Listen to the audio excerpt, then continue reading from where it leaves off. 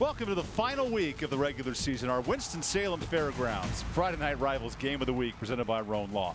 Beautiful night in Greensboro. It's the Northern Guilford Nighthawks. They look to pull the upset tonight against the league champion, the Grimsley Whirlies, undefeated at 9-0. This is a Greensboro rivalry that's fantastic. Alongside my partner in crime, Mark Covert, I'm Evan Budrovich. Mark, one team that's played really good football in Grimsley. How do they continue that success tonight? It's just playing the fundamentals, right? I mean, you've done it all year long for the first 9 games of the season.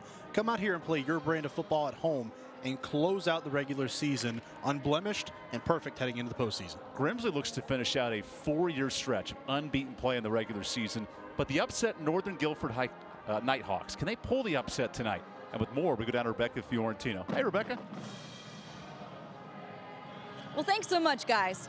The Nighthawks have been plagued with the injury bug this season, losing several key pieces on offense and defense to season-ending injuries. But head coach Eric Westberg told us that even though they've been faced with this adversity, his team is a group of fighters who show up each and every Friday prepared and ready to win a football game. And although he won't have those guys he's developed for 4 years get to finish off their career on the field, he's proud of the young guys who have stepped up and are getting valuable experience. Well, we've got a good one for you guys here tonight. It's week 10 of the regular season between Grimsley and Northern, and opening kickoff is coming up next. I grew up where the world was simple and slow, learning right from wrong.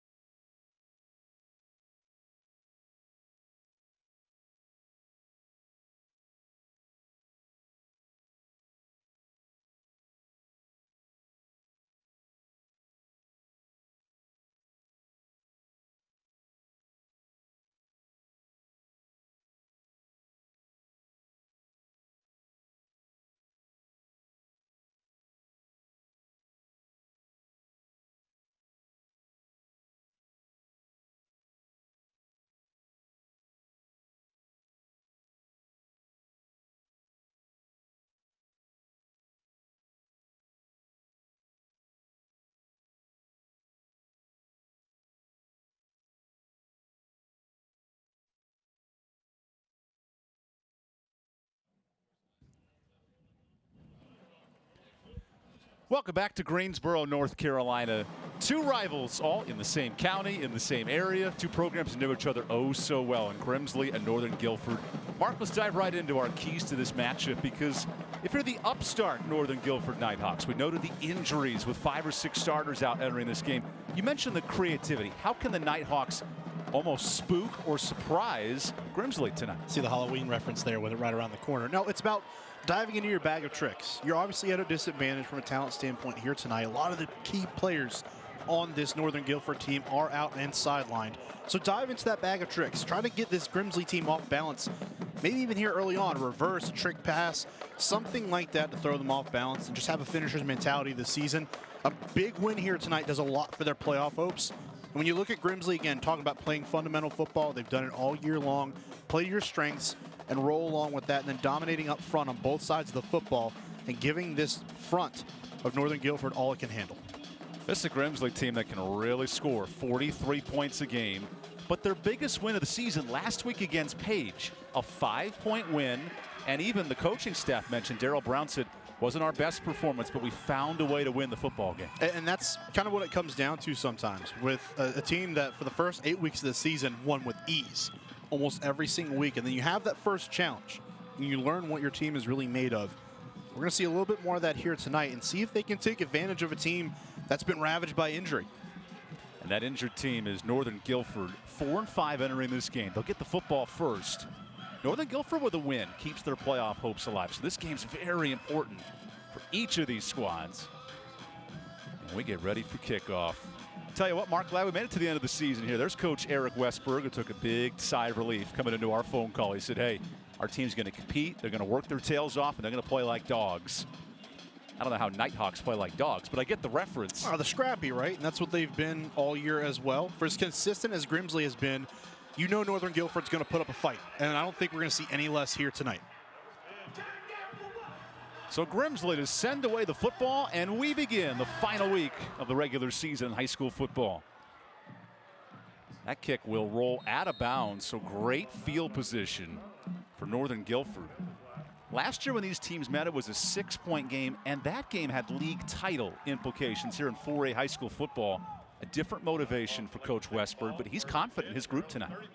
When you have the talent that Northern Guilford usually has, and they have tons of it, and you can go down the line and talk year after year about some of the players that have come out of this program, the confidence is there. And the confidence is also justified. Now you just have to have that confidence in the guys that are stepping up here tonight. Again, next man up mentality. They have to have that here against one of the best teams in all of North Carolina. So the starting quarterback is Xander Marsh. He's a sophomore. It's his 4th start, replacing Jack Mercer, who was an all-league quarterback last year, but out the last 5 weeks due to injury. So here's the young Marsh. Sends a receiver in motion on first down, gives it to him. There's the surprise of Tyler Mosca, the 2A team captain. He's tackled quickly by Jamari Davis. Mosca, a tough, gritty player at that wide receiver position. He will get involved a lot in a lot of different ways tonight. Here's your Cook Reynolds starting attack. For Northern Guilford offensively, Mosca a huge threat, but McGinnis, the sophomore tailback, he gets this offense moving. They're very hard running back. A lot of effort there. Again, talk about the effort across this entire roster for Northern Guilford, and does not end with McGinnis. Jaden McGinnis, 460 yards this year. We do have a flag before the snap. Now keep in mind, for those at home, that's the home press box on the opposite side. That's why the officials will look the other way for the white hat. But we'll keep tabs on them all night long. Penalties plagued this matchup last year. 12 combined whistles when these teams met. Grimsley won the league title with a dominant victory. Held them off by a touchdown. Marsh in motion. Escapes and is dropped. Andre Hill, the beneficiary. That's a big body at 315 pounds. Came crashing down on the inside.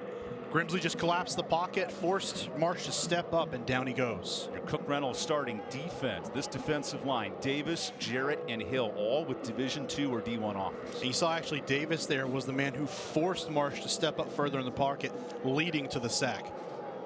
3rd and 16. Marsh scrambles, runs forward, jukes one, and short of the sticks. He needed 16, he gets 8, but a late flag coming in. Thrown close to the line of scrimmage. Here's our white hat with the decision.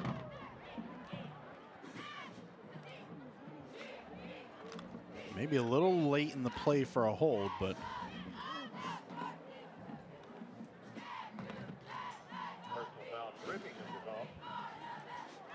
that's a personal foul and a first down for Northern Guilford. okay.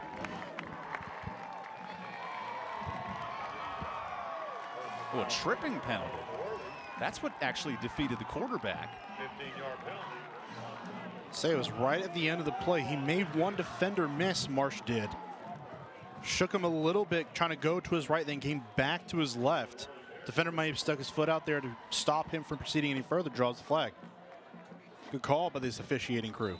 Northern Guilford loves the escapability of Xander Marsh, the quarterback. He proves it, setting up first down. First run. And a short gain for Cohen Muse, the true freshman tailback. He's the third stringer behind McGinnis and then Amari Akers. Looked like he had something there, but just kind of slipped down on that turf right at midfield. Old turf monster got him. Focused defensively. You see Keyshawn Jones there. Stud linebacker. 36 tackles for Grimsley defensively. He's joined by Bryce Davis, the all standout outside linebacker. 2nd and 11. Quarterback gets out of one sack, dropped on another. This Grimsley defense, they can move all over the field, including that tackle for Khalil Stimson. They had presence in the backfield that time, getting that pressure, but Marsh, the escapability again, rearing its head. A solid play by the sophomore quarterback. And oh boy. This is not good news for Grimsley. Bryce Davis exits. He has a scholarship offer from Georgia under Kirby Smart. You see the size, that can translate. Especially as a sophomore, still so much room to grow. But that's definitely something you do not want to see if you are the Whirlies early on. Bryce Davis leaving the field. 3rd and 11. Marsh scrambles out, designed. Throws to his tight end and short of the sticks. That's Matt Harris, the senior, with the catch.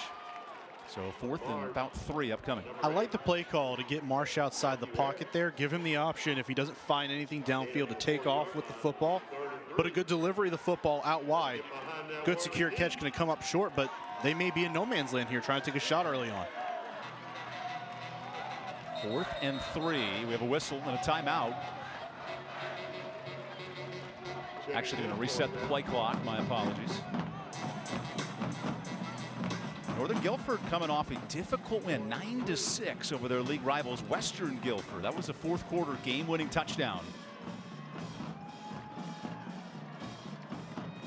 Has to be a quick hitting play here. You can't allow that front of Grimsley to get back there and pressure Marsh.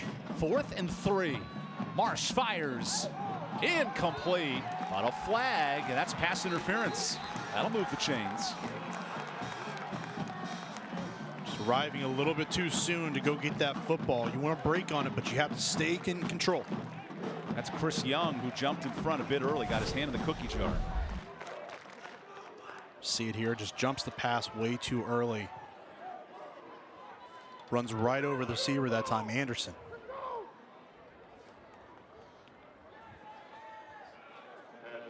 Excuse me, that was Harris.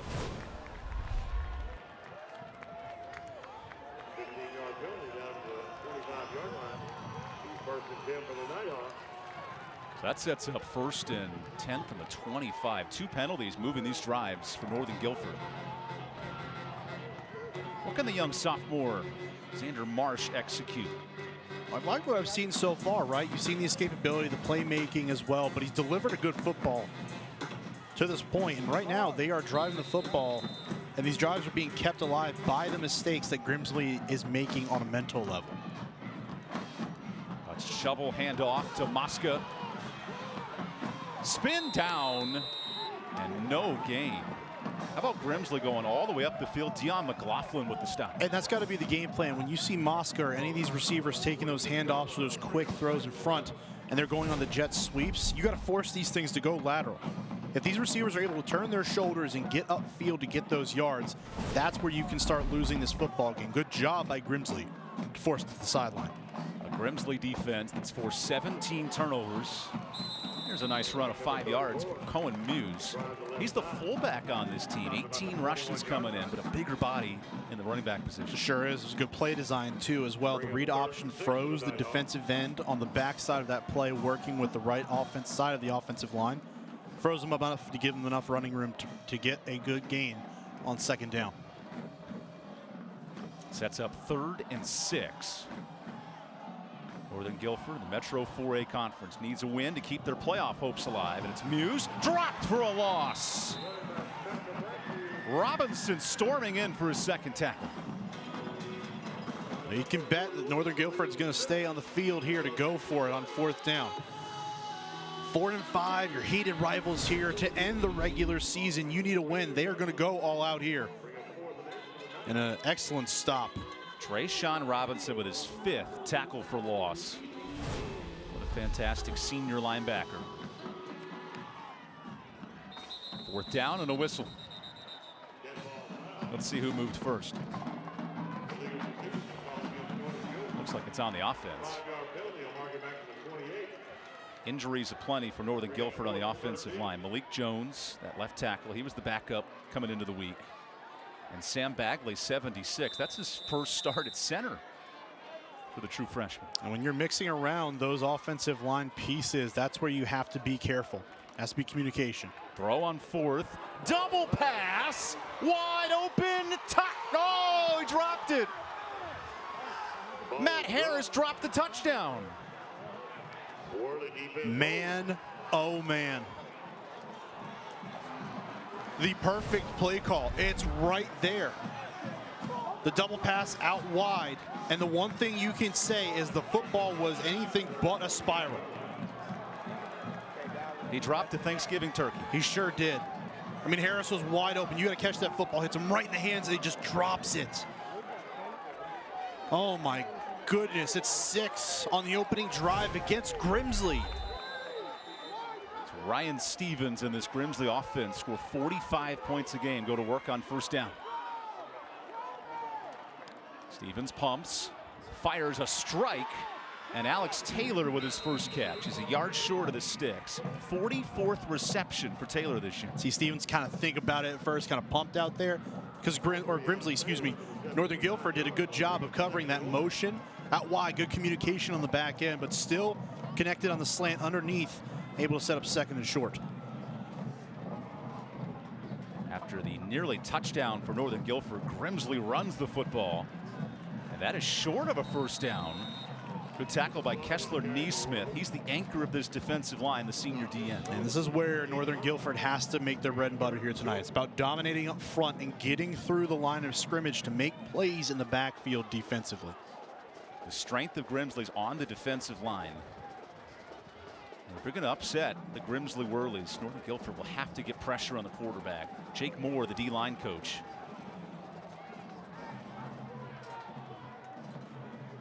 Third and 1.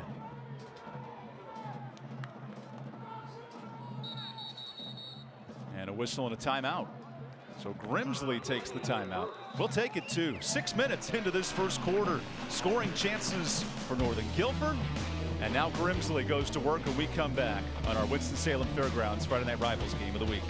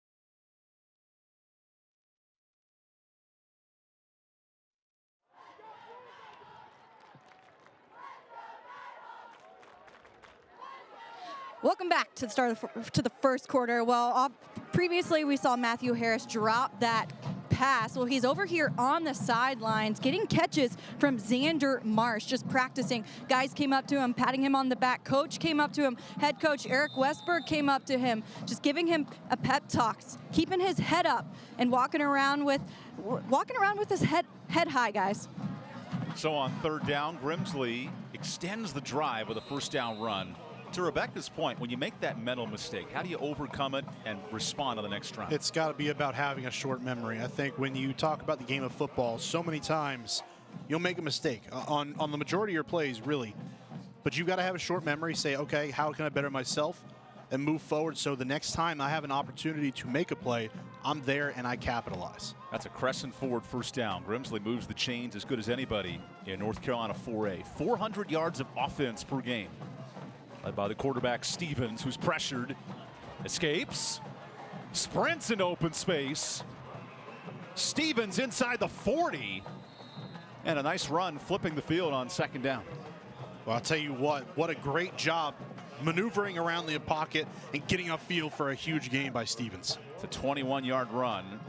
There's our Cook Reynolds starting lineup. Stevens, fantastic. Taylor and Anderson, the duo at the wide receiving position. And they're so good. Just out wide, they give you so many looks. You can go deep. Possession receivers, a very well-rounded receiving core here at Grimsley.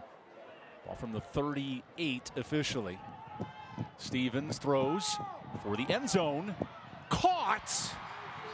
And out of bounds inside the 5. That's Terrell Anderson. Backpedaled right into that catch. A pretty ball thrown by Stevens, almost on the back shoulder. Stevens did an excellent job of locating the football in the air, coming back to it and catching it. Really almost one-handed too. The defensive back had his hand. 34-yard catch sets up 1st and goal. Here's Stevens from the gun. Summers is tailback.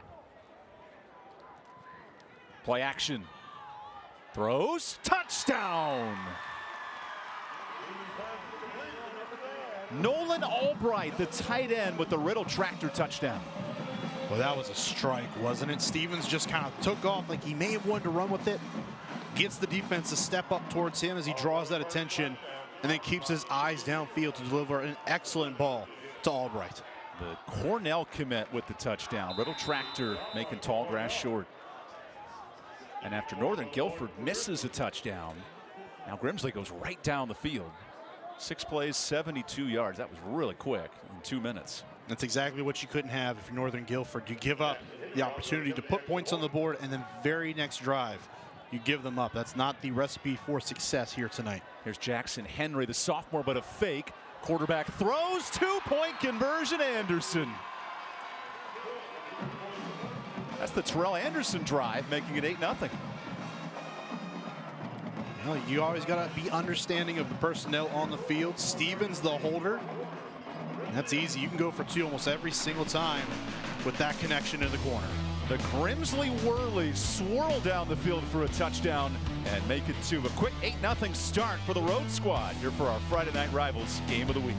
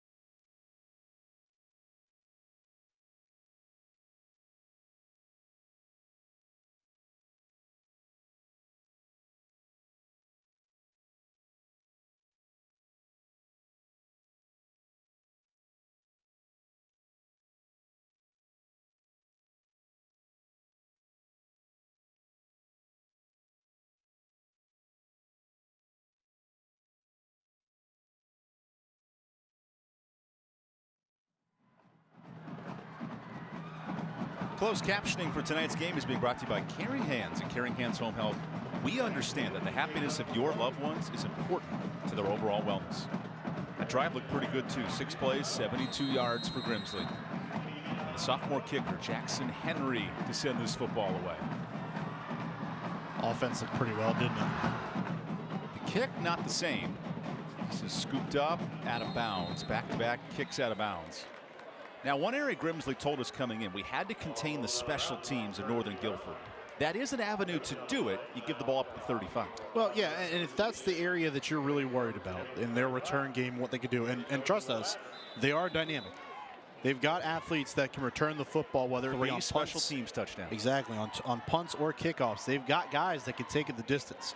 So even though if you're giving up those extra yards, if you're not that worried about their offense, or not as worried, I guess I should say, then you'll gladly take those extra yards, understanding your defense is going to go out there and do a good job.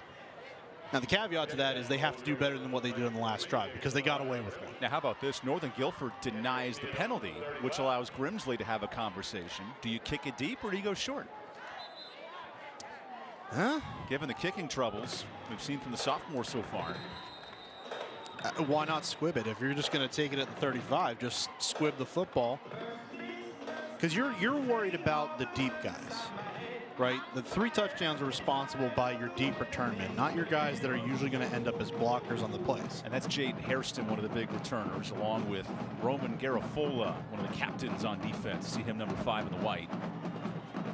So those are the guys that you're worried about, but those front 9, you can squib the football into the air, even get a fair catch there. There's no return yards. Your defense still has a good job getting on the field in good position. What did Darrell Brown decide after the 5-yard penalty? He kicks it short and returnable for Northern Guilford. Here's a big return and out past the 35-yard line, so about the same distance Roughly. But you see the explosive nature of Jaden Hairston. Just so good with the football in his hands. And that's what they like. Hairston averages 25 yards at kickoff return, which in any level of football is impressive. Yeah, and it's one of those things that you look at and say, well, how are special teams as important as offense and defense? Field position, and they play a huge part in that, giving this offense a better chance to score by giving them better field position. So Hairston heads out to receiver for the senior. Back to work under center. Xander Marsh from the gun on first down. Marsh fakes the throw, feeds his tailback, and is dropped. Andre Hill is a problem in the backfield, and that's actually Jamal Jarrett. Boy, he just sliced through the offensive line. You see him right there. He's got the size to dominate up front, and that play he does. That is 6'6", 350. You just see him come off the block that time and just get one arm around. And that's all it took to get the ball carrier down. Jamal Jarrett reminds me of the Georgia defensive lineman, Jordan Davis with the Philadelphia Eagles. Yep. Big, physical, and unstoppable at 6'5". And it almost looked like that when Jordan Davis was at Georgia. The size difference up front. To have a guy like that where you have in the middle that can not only just plug holes and draw double teams, but also make the plays to stop ball carriers, that's exactly what you want at your defensive tackle spot. You said he sliced through the offense. I think he grabbed a whole pizza and cut through it with that 6'5" frame. He pressures on second down and an incomplete forward pass. But the pressure of Jarrett, he's in the backfield again, but he did just commit a penalty here. I think he's going to be called for a unsportsmanlike penalty. I think he is too. Mark, you've been an offensive lineman. Was that earned by Tristan Swinney, the right guard? He sort of provoked it out of him. Well, I guess that depends on who you ask, because there's two sides of it. If you can draw a penalty because you feel like a guy is being overzealous or because he's showboating a little bit too much, you think you can capitalize on that, by all means, attempt. Now, if that results with you ending up on your back, I don't know. There's part of me that doesn't really like that much. So it is the personal foul on Jamal Jarrett. Jarrett, a neat story. He went to Ben L. Smith High School right here in the county. So the penalty on Jarrett. He then transferred in the last 2 years and has become an all-conference 4A Metro D lineman the last 2 years. Well, you can see why. Again, it starts with the size, but he has the technique as well. Play action. Marsh is dropped. Second sack for this defense, and that's Jalen Ash, the junior. And this is the area of the offense that they've got to understand. You've got to get that football out sooner, because this front seven of Grimsley is going to get after you. They're going to bring numbers, and they are going to put the pressure on this offense to get that ball out. Even if you're rolling out, it has to be a true rollout to get Marsh away from the line of scrimmage and away from that congestion. That's the 15th sack of the year for this defense. Joe Rigsby, the D coordinator. And we have movement on the offensive line. We noted 2 starters out via injury for Northern Guilford. And Rebecca, how does this offensive line stop Jamal Jarrett? Yeah, well, you can't miss him when he's standing out there. He looks like a grown man. Well, I talked with Khalil Stimpson on Jamal Jarrett, and he said he makes my job easier when he does his job. He told me when he's there, it takes pressure off of him and the other D linemen as well. Just his presence in the games makes a huge difference. Then guys like Khalil can use their speed to really wreak havoc on opposing offenses rather. His size is hard to miss. A Georgia offer with still years of eligibility. This pass is caught. That's Jaden Hairston, the special team standout, and he gets half the yardage back. An offensive line has a tall task in front of them. Whether you mean that literally or figuratively is up for you to decide. But again, with them mixing and matching so many guys up front right now, you don't have the cohesiveness that you would desire. And as well, with the pressure that the defense applies, they're going to get antsy. They got to make sure they're holding their water and waiting for that football to be snapped to move.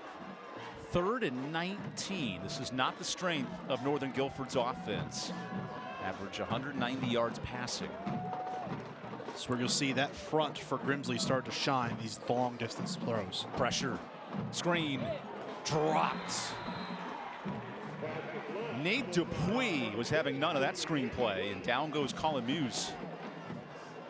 Just saw him slide out, follow Muse out of the backfield. Tried to set up maybe something of a screen there, really a swing pass, get your guy one-on-one, but Dupuis able to bring him down soundly in the backfield.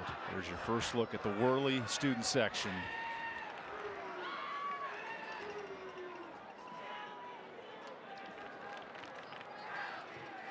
Now the punting unit comes on for Northern Guilford. Low snap. Good boot, all things considered. And this ball will roll nicely for Northern Guilford.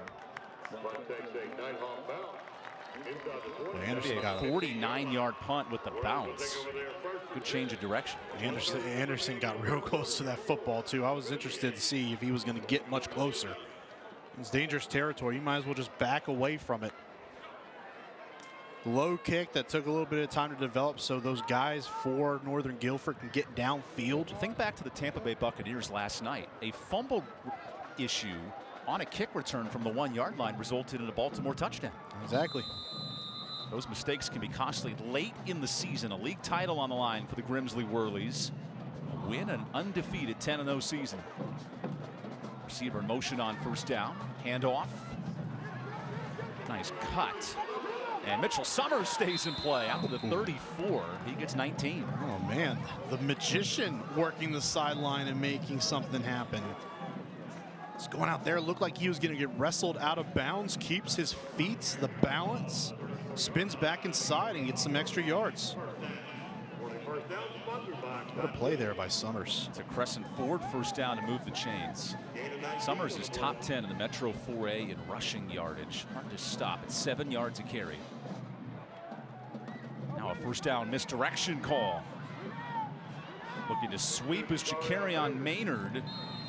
And Jakarian got tackled out of bounds. Look at the speed again of this defense. And that's Mark Johnson on the stop.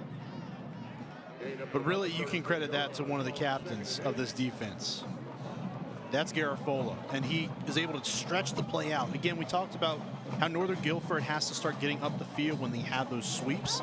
It's the same thing for Grimsley. Garifola able to get out there, force the ball carrier over towards the sideline, and had little room to run. That's a Cook Reynolds starting defense, anchored by Kessler Neesmith on the defensive line, 54 in white. Summers is basically dragged to the ground, so 3rd and 5 upcoming.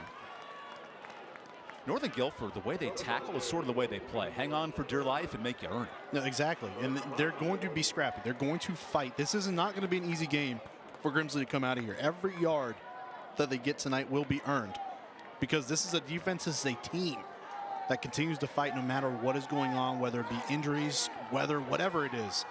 They will not back down from any challenge. This ends the first quarter.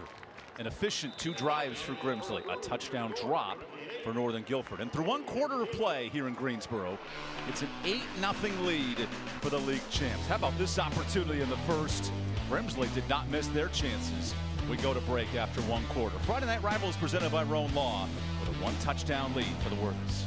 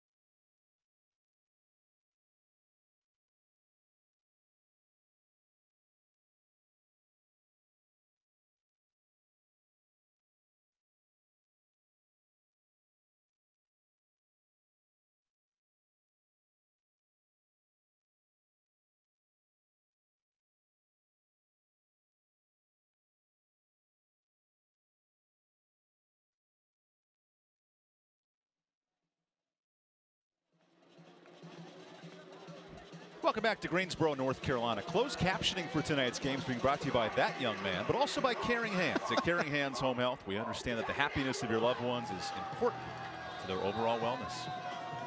Well, the song is Turned Down for What? Here it is for a third down for what? 3rd and 5. The efficient offense of Grimsley. 2 drives and 1 touchdown so far. Play action. Pass caught. First down. Breaking free. And tripped up at the 20. Alex Taylor got by everybody. Sure did. It was a brilliant play call along to the outside. A little bit of 2 wide receiver action. Able to run underneath of that one. Taylor was set up easily by his teammate out there in the slot. Just kind of picked off the other defensive back. He was wide open. From there, it's all about the foot speed. That's a 41-yard gain on the Crescent Ford first down. Taylor visited Clemson, his recent recruiting trip. He could be an ACC-type player. Another pass. Caught! Oh, no! Anderson nearly had it. Great coverage. Oh, my goodness. We've said Jaden Hairston's name 100 times tonight. Yeah, he's everywhere, isn't he? Catches the football, breaks up passes in the backfield. Great way to compete for the football at its high point. It seems like Anderson had this one, but Hairston not giving up on. Actually, really wasn't even Hairston. Hairston and Guilford came in on the stop. They're like the Roy Kent from Ted Lasso. So good at being all over the field. Got a Ted Lasso reference in tonight. Unfortunately, an ineligible man downfield on Grimsley negates the incompletion. Roy Kent, huh?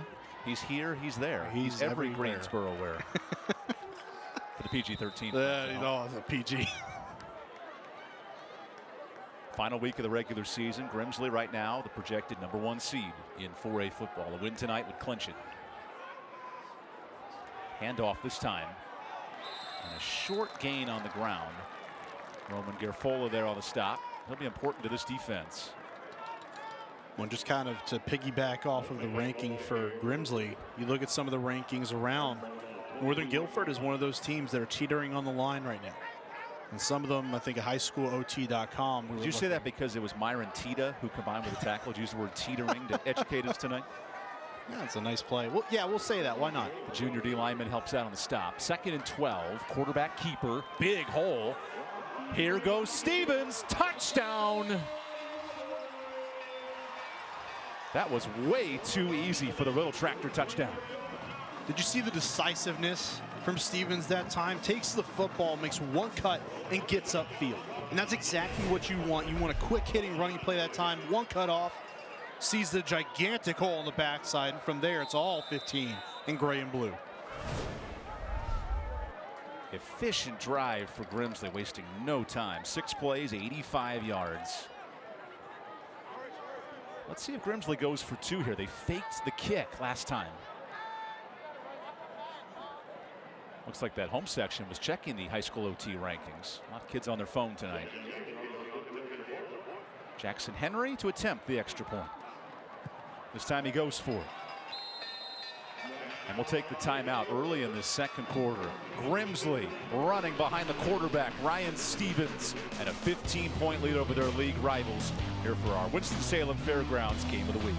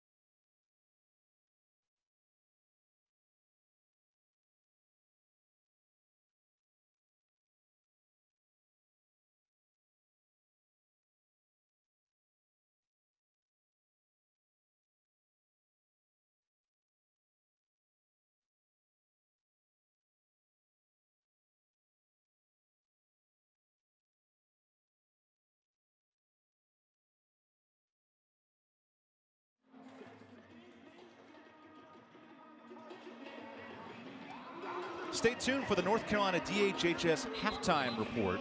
We'll have this week's Scholar Athletes, some interviews with principals, highlights from across the country, and more. Here in the heart of Greensboro tonight, alongside Mark Covert, Rebecca Fiorentino, Evan Budrovich here reminding you that Grimsley with a win tonight, they could be the #1 team in North Carolina football when the polls come out on Monday. Or sorry, actually Sunday night leading into Monday practice, but it's a crucial time for these high schools. Well, it'll be an interesting case too. We saw East Forsyth last week, another contender for that top spot. So 2 schools in this area vying for that top seed in the West bracket. Henry with a pooch kickoff. He's tried this a bunch tonight. And down with I think Garifola didn't want a fair catch that, but he put his knee down. A smart play though. I think he thought about it anyways and just saw that wave of whirlies coming his way and just decided, nah, it's probably best to take a knee here. Your Wizard of Oz reference for the night, a wave of whirlies down the yellow brick road. Now can this offense for Northern Guilford find the purple paradise in the end zone? First drive, drop a touchdown. How do they settle in? How does Marsh find more consistent passing? Well, his line up front has to do a better job of supplying him with protection. Now again, a lot easier said than done with this front that Grimsley has, but they've got to come together, communicate, and be effective with their blocks. Marsh hands off. Double pass. Open drop. Reggie King. He dove. Could not bring it in. Another good throw, though, by Hairston. See it, though. They're trying to get those trick plays to go. And really, they're 2 for 2 on. As far as execution on the front end of it, it's there. They're getting these receivers open. The first time, it was just a drop in the end zone. And then this time, Hairston puts the ball out maybe a little bit too far. It actually seemed like maybe it was slowed up on that play. Just a tough play overall. And again, another drop. A timeout for Grimsley. If I'm the defensive coordinator for Grimsley right now, I have to talk about these trick plays. What is Joe Rigsby saying during this meeting? Discipline. And you can almost leave it at that. It's about discipline, staying with your guys, making sure that you are taking care of the man that you are responsible for, and that's it. I think when you try to play hero ball a little bit too much, you want to run the football, you want to be the one to make the play. But sometimes it's about calming down, realizing that you got to play within the scheme and stick to your man and just be disciplined. This Grimsley defense has been really disciplined this year. Not only are they coming off a nice defensive outing against Ragsdale, holding them to 6 points, but they've only allowed more than 20 points 3 times this year. This defense, maybe not the elite defensive teams of North Carolina, but the way they score, it's a complimentary defense that stopped a lot of foes. Oh, they're there. I mean, they're really close to being at that elite level, the very good level at the very least. I think Huff's defense may be the best in the state. Potentially, yeah. We saw East Forsyth have an athletic defense. Right, and they've got playmakers all over the field. So Grimsley's got a lot to contend with, but they've got athletes in their own right, and they've got guys who can take care of business, are disciplined more often than not, and know how to get it done. Following timeout, 2nd and 10. Marsh throws. Hairston nearly dropped it. Whoa, there was a lot going on there. Almost picked Jalen Ash, and it lands incomplete. A lot of bobbling that football. Almost looked like it was intercepted. Defense, good awareness to find the football in the air. Just got to complete the play and pick that pass off. There was some butter on this football. Slipped through 1, slipped through a 2nd, hit a 3rd. Man, oh man. Movement before the snap, and it's called. The back judge noticed it. False start. Northern Guilford's first drive, where they neared the red zone, was benefited on 3 penalties to move the chains. They haven't had a real true first down since. Of course, those were all generated by Grimsley and their mistakes early on in this game, just trying to settle down. They haven't had any of those penalties since then, so it seems like they have gotten right back into place as the game has gone on. 3rd and 15. Handoff. Breaks 1, not enough for Amari Akers. His first carry of the night. He gets 5. And that's a stop for Grimsley. You saw how Akers was able to make that cut and start getting past the line of scrimmage, but watch Grimsley just flow to the football. So many defenders around it. You have one man miss, but it's still cleaned up by another defender. That's exactly how you want to play, that complementary defense where you're still hustling to the football until the whistle's blown. That was Drayshawn Robinson, the senior captain with a tackle. He's one of 18 seniors for Grimsley. Here's the punting unit. And a short boot from Northern Guilford. Great field position. Wait a second, that ball hit Northern Guilford and then Grimsley scooped it up. Really dangerous spot there. I'm not sure why there was any Worley touching that football. That's my question, because Northern Guilford deflected it. Right, so and it would go back to where they initially hit it, but you just got to stay away from that football. That's actually 2 punts in a row, I believe, that we kind of thought about it, because Anderson on your screen right there, the last punt was really close to the football before just getting away from it. Let's go down to Rebecca with one of the alums of these programs. Rebecca? Thanks, guys. We've got some special guests down here who played at Northern, now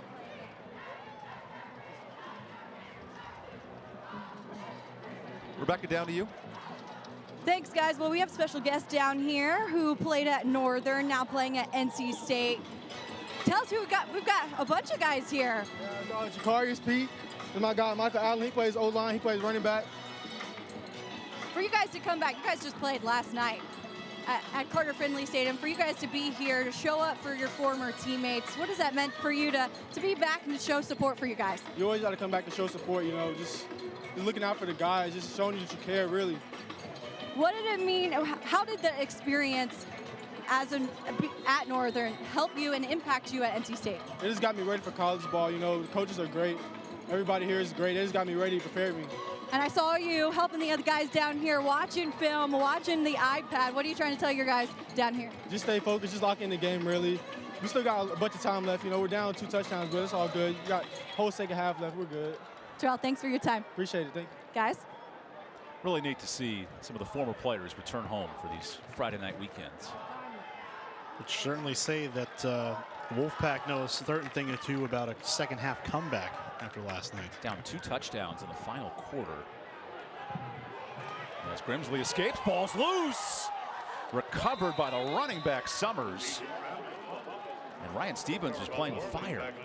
Just kind of holding that football out there a little too far from the body. You start getting in traffic like that, I understand you want to make a throw if you see a guy open, but you got to get that football high and tight when you're running through traffic right there.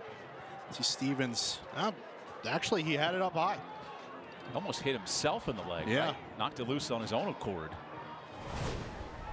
Different kind of self-inflicted wound. He runs with that football very open, though. Yes. It's not tight. So 2nd and 12. Stevens to throw. Missed his target and wanted the tight end, Albright, who had the touchdown earlier tonight. Albright's a big target. 3rd brother to join this program. Nolan, the youngest. His brother's Lawson. He also has a sister who's now at Colorado and UConn, so well-traveled, the Albright family. Sure are. Credit Franklin Lewis, the linebacker, following Albright down the field, didn't get shook by the seam. It's an excellent play in coverage by the linebacker Franklin Lewis. Sets up a rare 3rd down for Grimsley.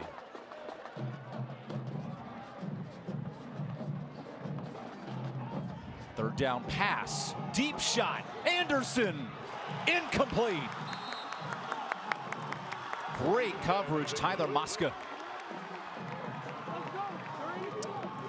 Looked like Anderson had a step on Mosca. Stevens delivers that football, pretty spiral down the field, but Mosca with the makeup speed, maybe a little bit of interference on the back end of that one, but no call. A physical play at the cornerback position by Mosca. And Mosca's our Scholar Athlete of the Week at Northern Guilford. That's a smart play.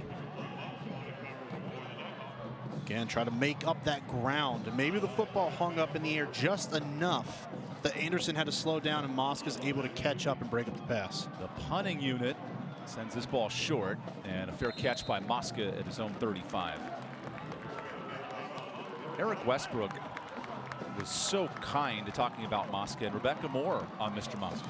Yeah, I had a chance to talk with Mosca before the game, and he also plays attack on the lacrosse field. And told me playing football makes him a tougher lacrosse player.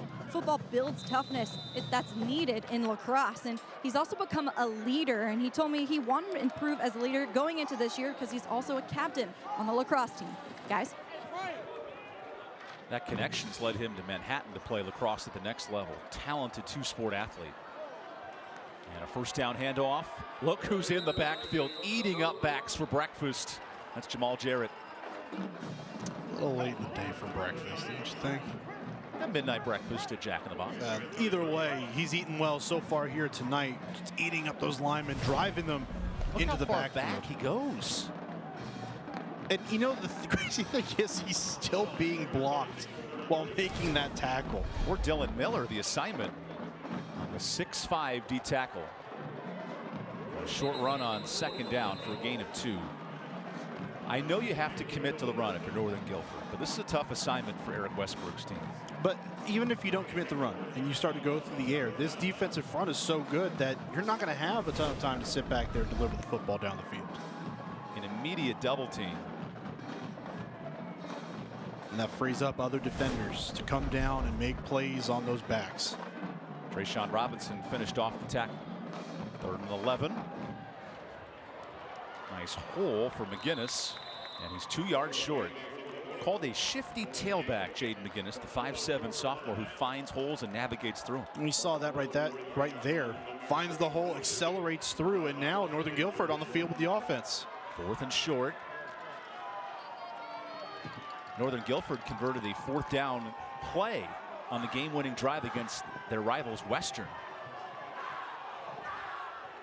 That win kept the playoff hopes alive for Northern Guilford, and the timeout called by Coach Westbrook.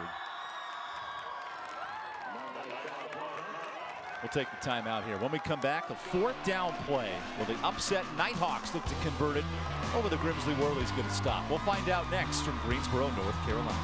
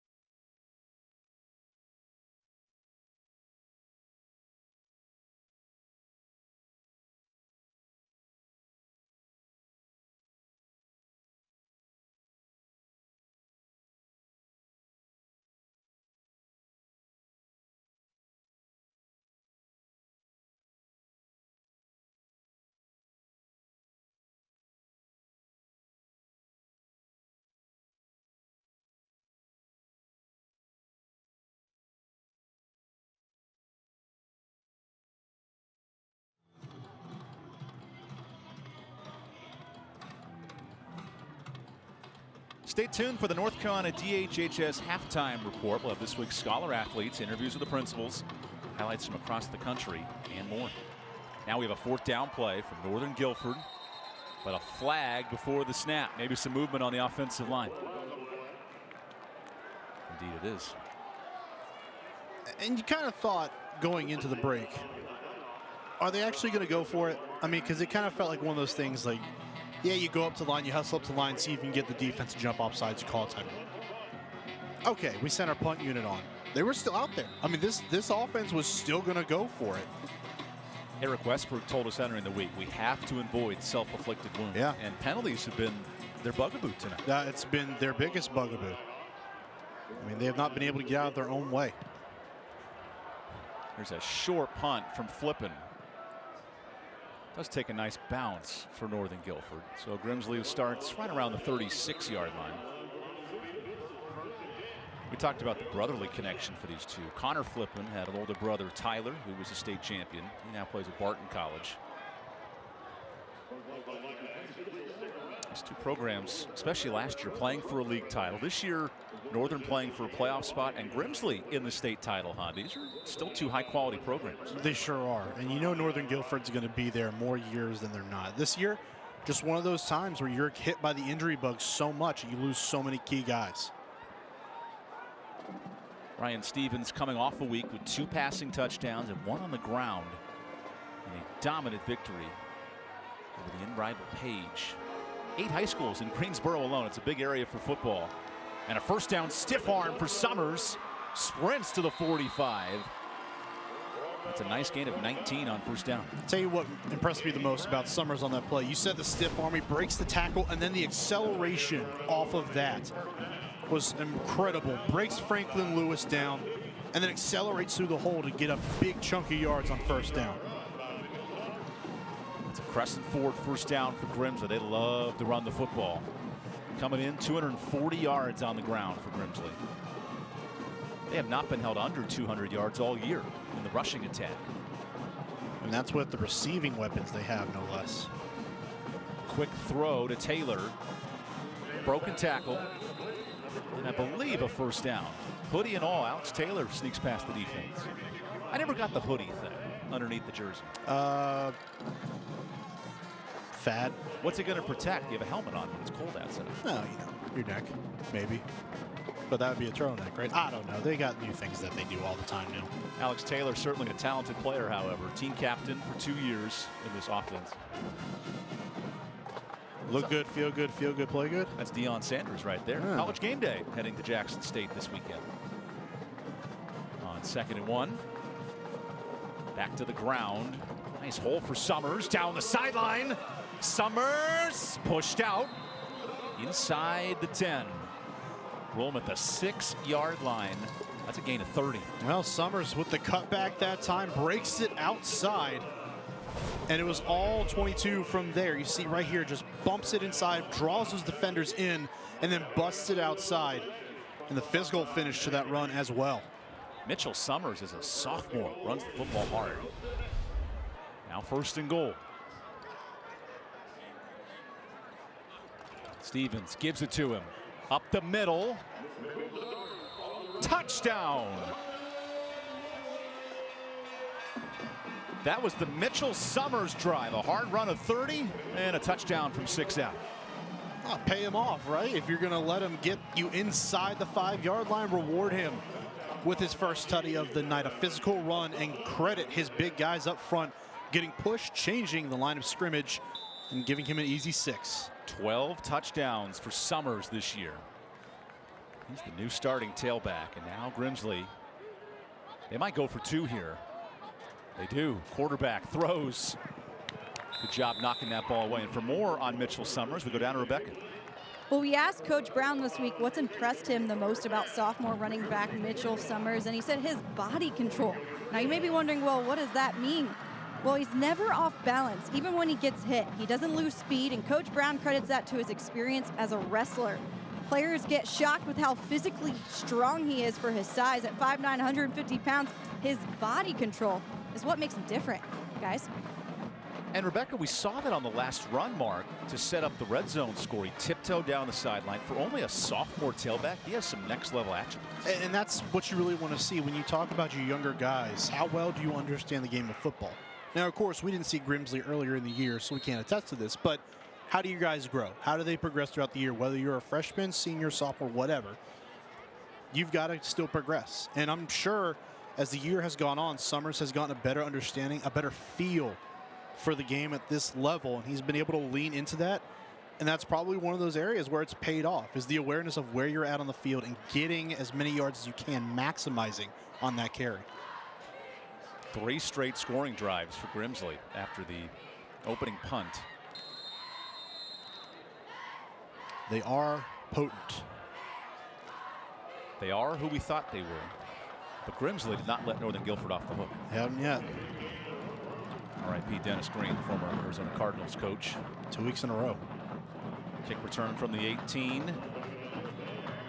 And no room on that return. Hairston dragged down inside the 25. Good special teams coverage by Tobin Dunning, the junior linebacker. He's flying around on the special teams. You see him there. A little celebration, too. Yeah. They should be celebrating. This is a team that is 9-0 for a reason. And they've done it in dominant fashion for the most part throughout the year. We asked Darryl Brown what's been the moment of truth for this team, and he said 4th quarter against Page last week. Lost a 3-touchdown lead, but held on to win by 5. Setting up Grimsley at 9-0. Northern Guilford back to the ground. And a gain of 1. Jaden McGinnis, not much room to operate tonight. It's been tough sledding. And that's credit a lot to what Grimsley's done. They're playing around the line of scrimmage, getting bodies down there, and overwhelming that front so that they can't block everyone. Jamari Davis with the tackle. He had 7 stops last week. It's his 2nd tonight. Battle for Greensboro. It's been all Grimsley so far. Catch Reggie King and a loss of 1.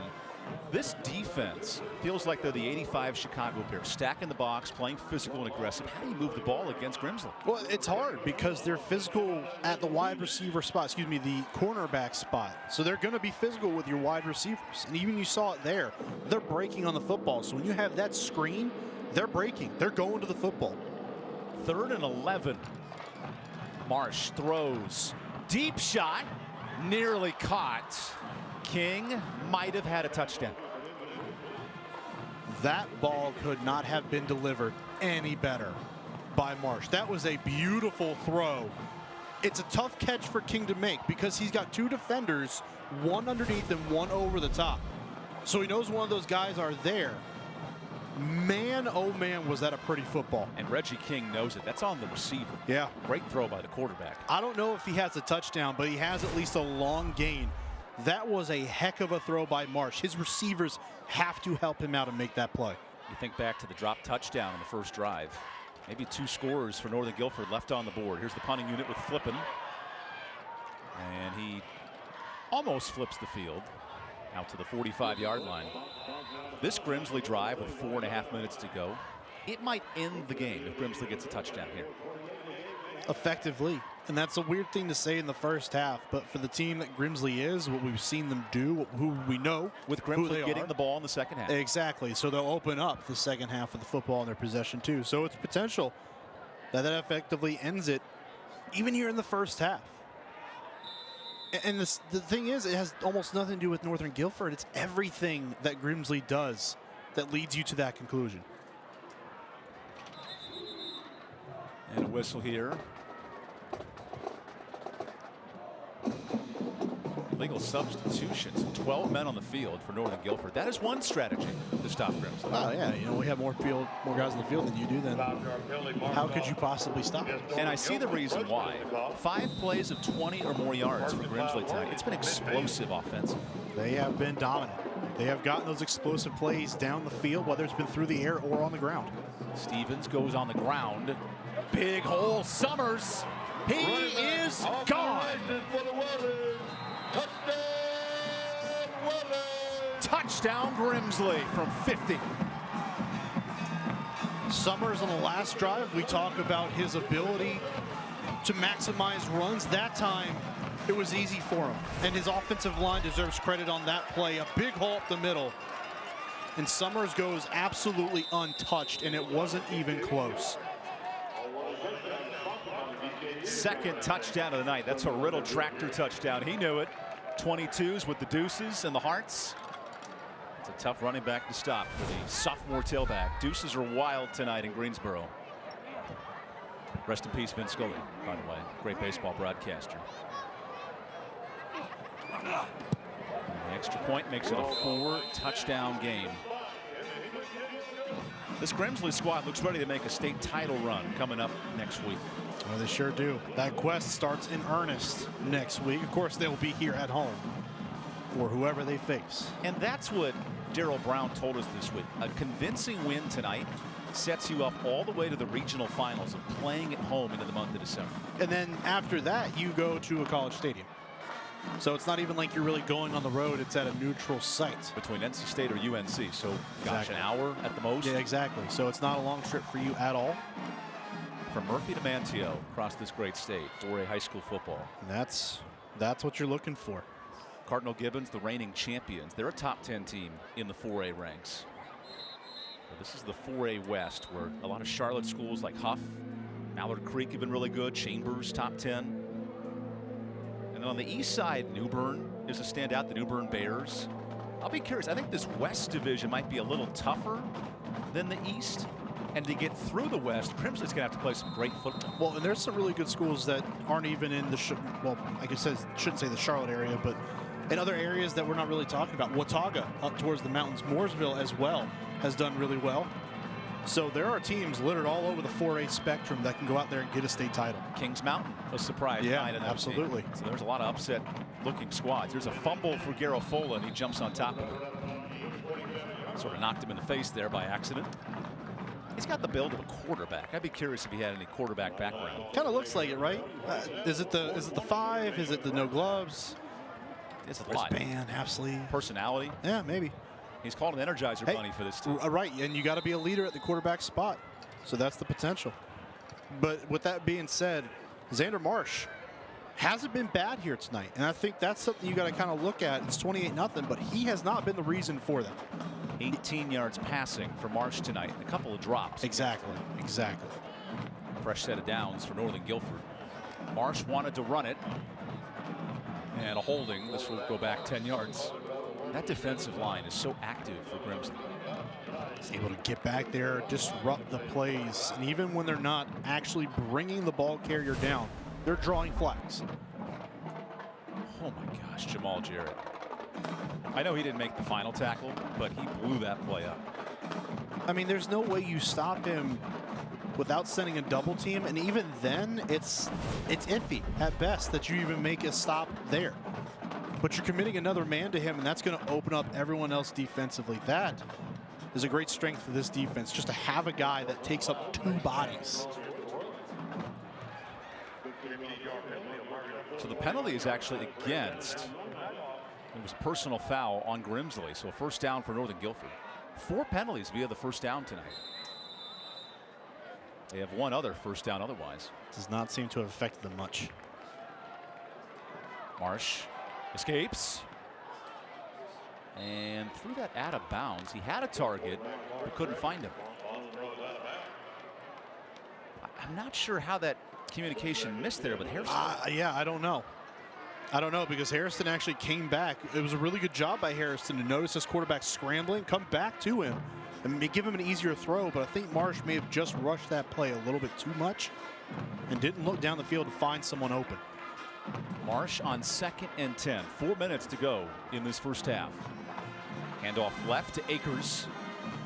Nice blocking on the outside, and Akers gets 6. That's the first time the horizontal running game has worked. Right, and I was just about to say, Evan, it feels like the first time we've seen this offensive line for Northern Guilford blow Grimsley off the football. Now, it may have been on the perimeter, but they did a good job of sealing a wall. See 2 pulling linemen coming across there, and they have found a wall.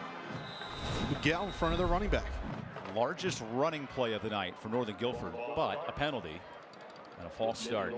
How disruptive is this defensive line on the offense, right? We've seen movement, a lot of attention to Jarrett and company. It has to get in the mind of the offense. And just think about Jarrett being the guy who's the focal point of that entire defensive line. It frees up guys, Eason, Hill, Davis especially, with 20 tackles for loss coming into this game. So 3.5 minutes to go in this first half. This might be the one last stand for Northern Guilford. A touchdown here, you stay in it heading into halftime. Blitz coming.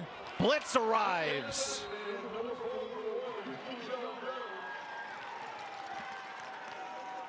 That was well timed by Keshawn Jones. I don't know if that was a design run the entire way or if that was an RPO, but if it was an RPO, Marsh missed that read. He's got to hang on to that football and take it outside, either running it or potentially putting it in the air. But man, oh man, a heat-seeking missile sort of play. I realize running backs want the ball every play, but Akers was praying. Yeah. The ball didn't go into his belly. Right, exactly. We apologize for some of the technical difficulties. Working through that here with 3 minutes to go in the first half. A booming kick is fumbled. Recovered by Guilford. Costly turnover for Terrell Anderson. If I'm Anderson, I'm letting that football go. Real low kind of line drive punt, no sort of hang time on it at all. That's a tough play to run over and make unless it's coming right at you. You see him here, misjudges the football, overruns its trajectory, and Northern Guilford gets down there to hop on the football. And Cohen Muse, the freshman, scooped it up. Might be the biggest day of that 15-year-old's life so far, recovering a fumble. So far. It's the best game of the season we've played so far. Glad we're on the same page here, partner. Play clock ticks down to 5 after this turnover. And a timeout called by Northern Guilford. Mark, how vital now is this great field position for the Nighthawks? They get the turnover, and they desperately need points late in the half. They have to score. They don't just need to, they have to. If they're going to want to get back into this football game and give yourself a chance going into the second half. So we asked Eric Westberg this week, where's the best place to get pizza in Greensboro? He said, go to Tate Street, get some Tony's Pizza. We had pizza pregame. Now, we also had to hustle here to get to the press box. Sure did. We had some car and traffic issues for both of us. But one thing I'll say, Northern Guilford, despite the injuries and the mechanical problems they've had this year, they're playing hard tonight, and they may not get a win in this game, but to go 4-6 with an injured quarterback, 2 offensive linemen, 3 receivers, 2 are Power 5 offers, that's a testament to this program. It is, and it's exactly what the program is known for. It's what they're built on. And it's not just saying, oh, well, they're kind of, iffy, 5-5, 4-6, 6-4 every year, but they're scrappy. No, this is a program that knows how to win. And they do win. They've won state titles before. They know how to go out there, compete at a high level with the athletes that they have. Just one of those years where it hasn't broken their way. A lot of guys, a lot of key guys injured, and they've had to overcome that. And they have Eric done Westbrook admirably. said, we have to stay upbeat. Yeah. We need to stay positive. Yep. Me as a coach, as a father, as a leader of these players. So on 1st and 10, Marsh escapes a sack, now runs loose. Marsh tripped up by the turf, but he turns a 10-yard loss into a 7-yard gain. And he was about to get a big gain if he was able to stay on his feet, cutting back inside. But, man, way to step up in the pocket and take off and run and get what you can. Now with a little over 2 minutes left. 2nd and 3. Quarterback keeps, and he's dropped. Tough decision for the quarterback, and Toby Dunning drops him. Just dead to rights this time. There's nothing really Marsh could do with that football. That's Shakari Eason as well. Yes. Just coming through here. And better to hang on to that football than put it in harm's way and just float something up there in the way of a defender. 4th sack for Eason. 18 sacks for this defense. On 3rd and 5, handoff. Nice hole. McGinnis, touchdown! The second quarter drive that Northern Guilford needed, punching it in for the Riddle Tractor touchdown. That's got to feel good, right? It has to feel great getting off with a punt, and then all of a sudden you recover the muffed attempt, and then on your offensive possession you take it down the field and score a touchdown right before halftime. And just like that, there is a little bit of life on that Nighthawks sideline. That's a big 30-yard run for Northern Guilford, desperately needing points, and McGinnis with his 5th touchdown of the year, finished off by the extra point. Well, you know they're going to fight. And they've continued to fight all night long. The opportunities that they've had that they've missed, they've put in the rearview mirror and are still moving forward, and that results in 6 points after the muffed punt recovery. When Mark Johnson, the senior tailback, went down in the 3rd week of the season, McGinnis became the starter.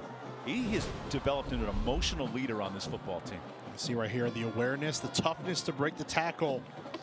And then from there was a straight line speed for McGinnis to get that burst and get into the end zone. Good blocking in front of him. And again, the individual effort to break a tackle and then show off the wheels on his way to the end zone. That 25-yard run was 25 of the 48 total yards rushing. There's the big play we have not seen from Northern Guilford tonight. They've been waiting on it, and they've had opportunities, right? 2 trick plays that have gone through the hands of receivers. This time it pays off with the run. And again, they needed a score. Going into halftime, they needed to get something going in this football game, and they finally found it.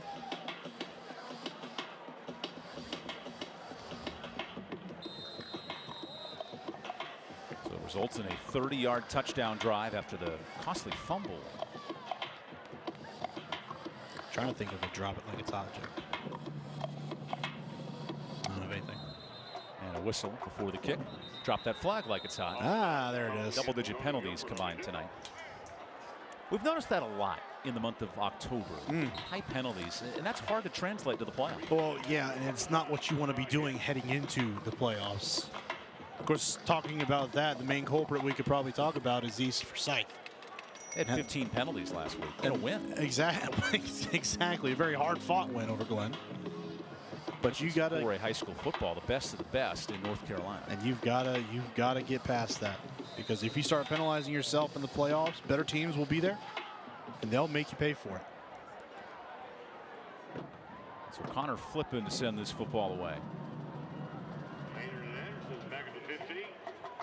Low liner returned from the 14-yard line, taken out by Maynard.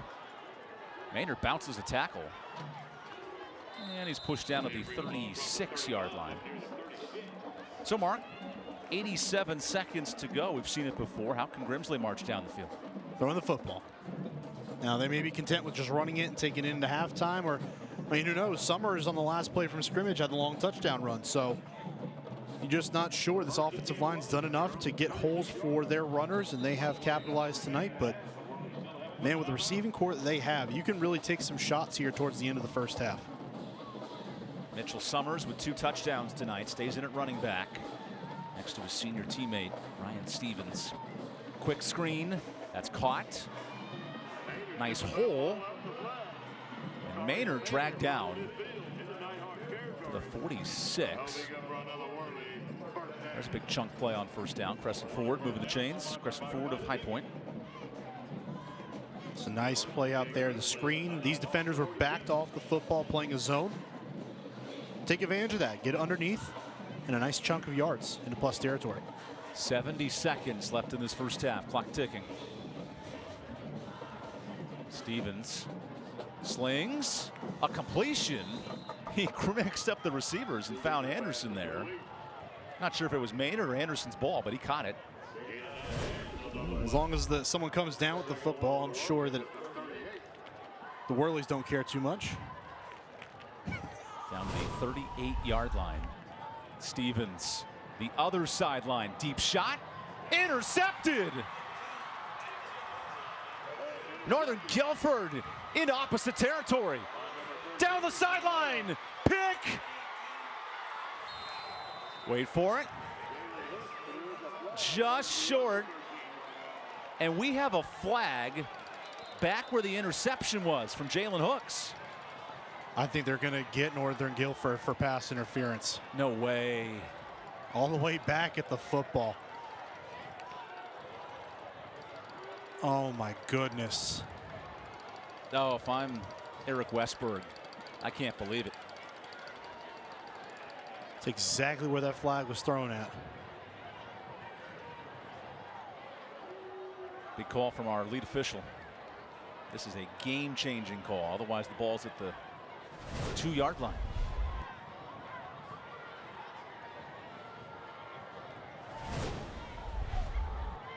Oh my goodness, look at this call.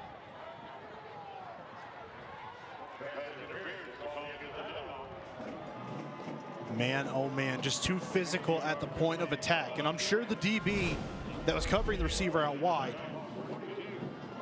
thought he could come back against it. I don't know, Mark. I don't think that's catchable for the receiver there. He's trying to stop and he trips.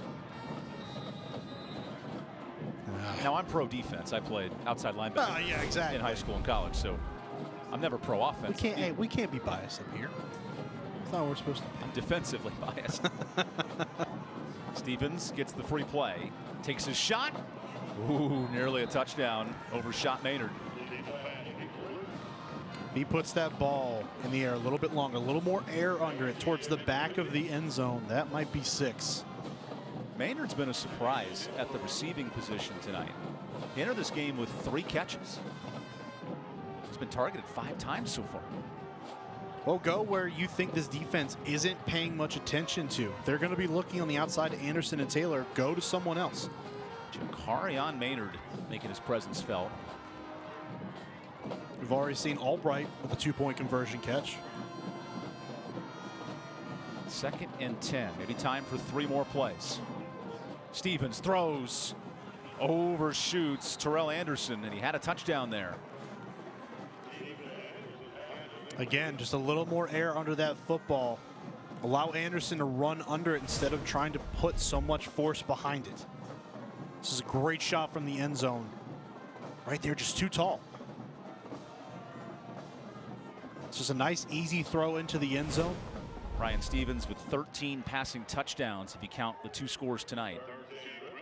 Now time for maybe 2 more plays. And a timeout for Grimsley. The timeout does give them the luxury of targeting the middle of the field if they want. Wow, Grimsley uses the timeout. I'd rather take the 5-yard penalty than the timeout here, wouldn't you? It's a very disappointed Grimsley coaching staff. If you're taking the shots into the end zone, probably, just to save yourself that time. Darrell Brown came storming out to call that timeout. Year 18 here at Grimsley High School. He replaced the former head coach, Damon Coiro, and has filled in quite wonderfully in his last 7 years. And he said, as long as we keep winning, it doesn't matter how we do it. Searching for a 4th straight league title. He certainly hopes that timeout doesn't cost his team a chance for points. Man, they are so good. And again, that's really putting it mildly at best. I mean, this team. Well, right now, Max Preps has them as the #1 team in the state. Yeah. Which would host all the way through to the regional finals. And they've deserved it. The way that they've gone out and played their schedule, the way they've won in dominating fashion. Imagine for the locality of this Greensboro, Winston-Salem area, if East and Grimsley met in a semifinal, regional final. That'd be a heck of a football game. Sure would. And you're right, all eyes in this area would be turned to whatever field is being played at, whether it's going to be here or over in Kernersville. All eyes would be on that game. And as they stand right now, projections are showing again Grimsley at the 1 seed, East at the 4. So they could meet earlier than the regional final. Darrell Brown, a 2020 state champion, won that title at UNC at Chapel Hill. Now his club searching for a late touchdown to close out the first half.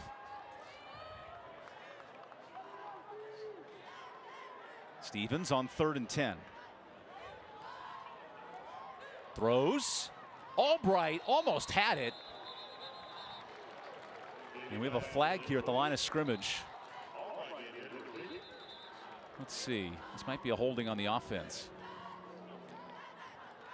I don't know. The official here on the sideline dropped it right in front of him. The pass was ruled incomplete.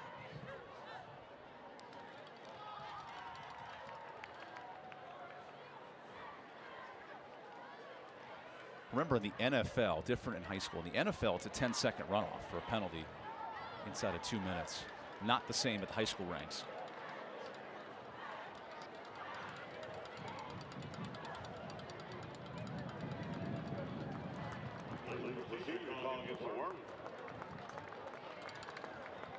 So Northern Guilford can decide the down or the distance here if they want to change it.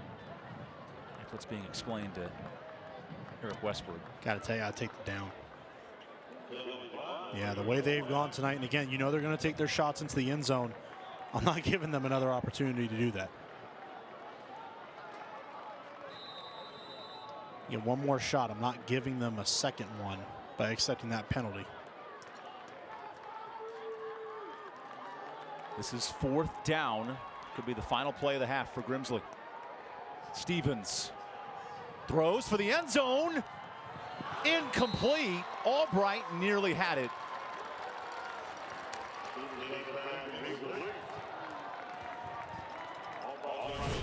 Well, they got the guy they wanted on the field. One of their tallest targets, Albright, working down the middle.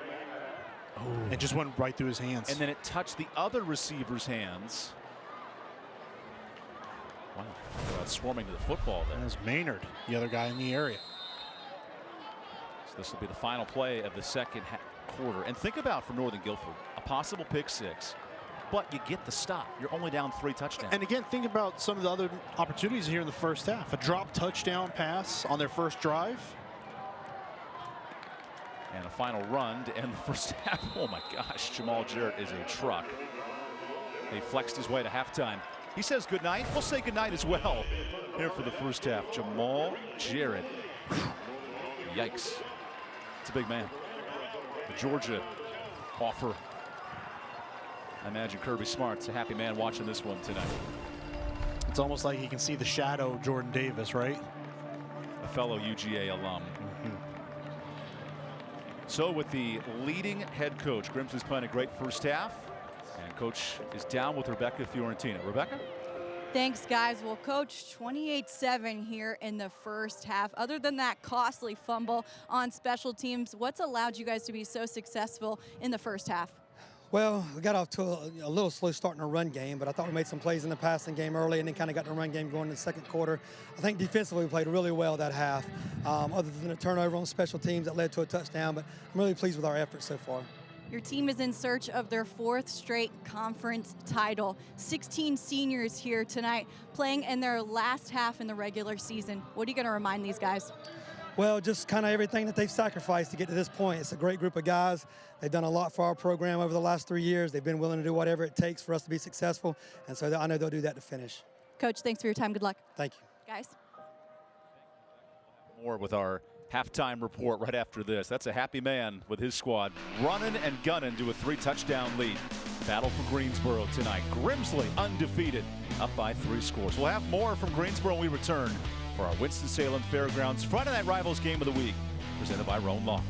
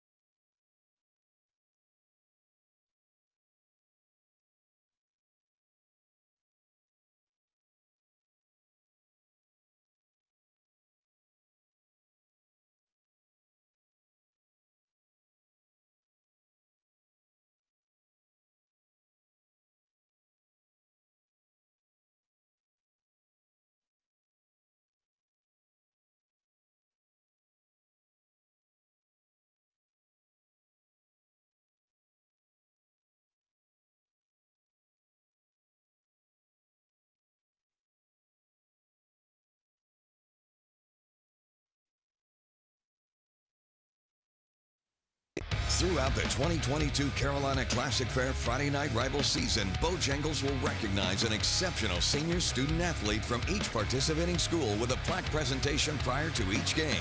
This week's Bojangles Scholar athletes are from Grimsley High School, Nolan Albright. Grimsley's Nolan Albright is a letter award winner in football, basketball, and baseball. He was named Football All-Conference, All-State, and All-Area. Nolan is a member of the National Honor Society and is the FCA leader. Nolan volunteers of the North Carolina Coaches Association Kids Clinics and Miles from Matthew 5K. He has a 4.3 GPA and is committed to play football at Cornell University next season. And from Northern Guilford High School, Tyler Mosca.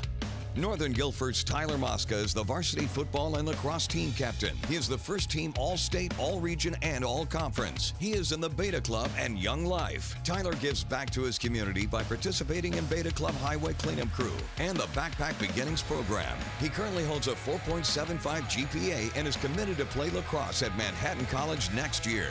Nolan, Tyler, and other nominated students are also eligible to win a $5,000 scholarship to be presented at the end of the season, courtesy of Bojangles.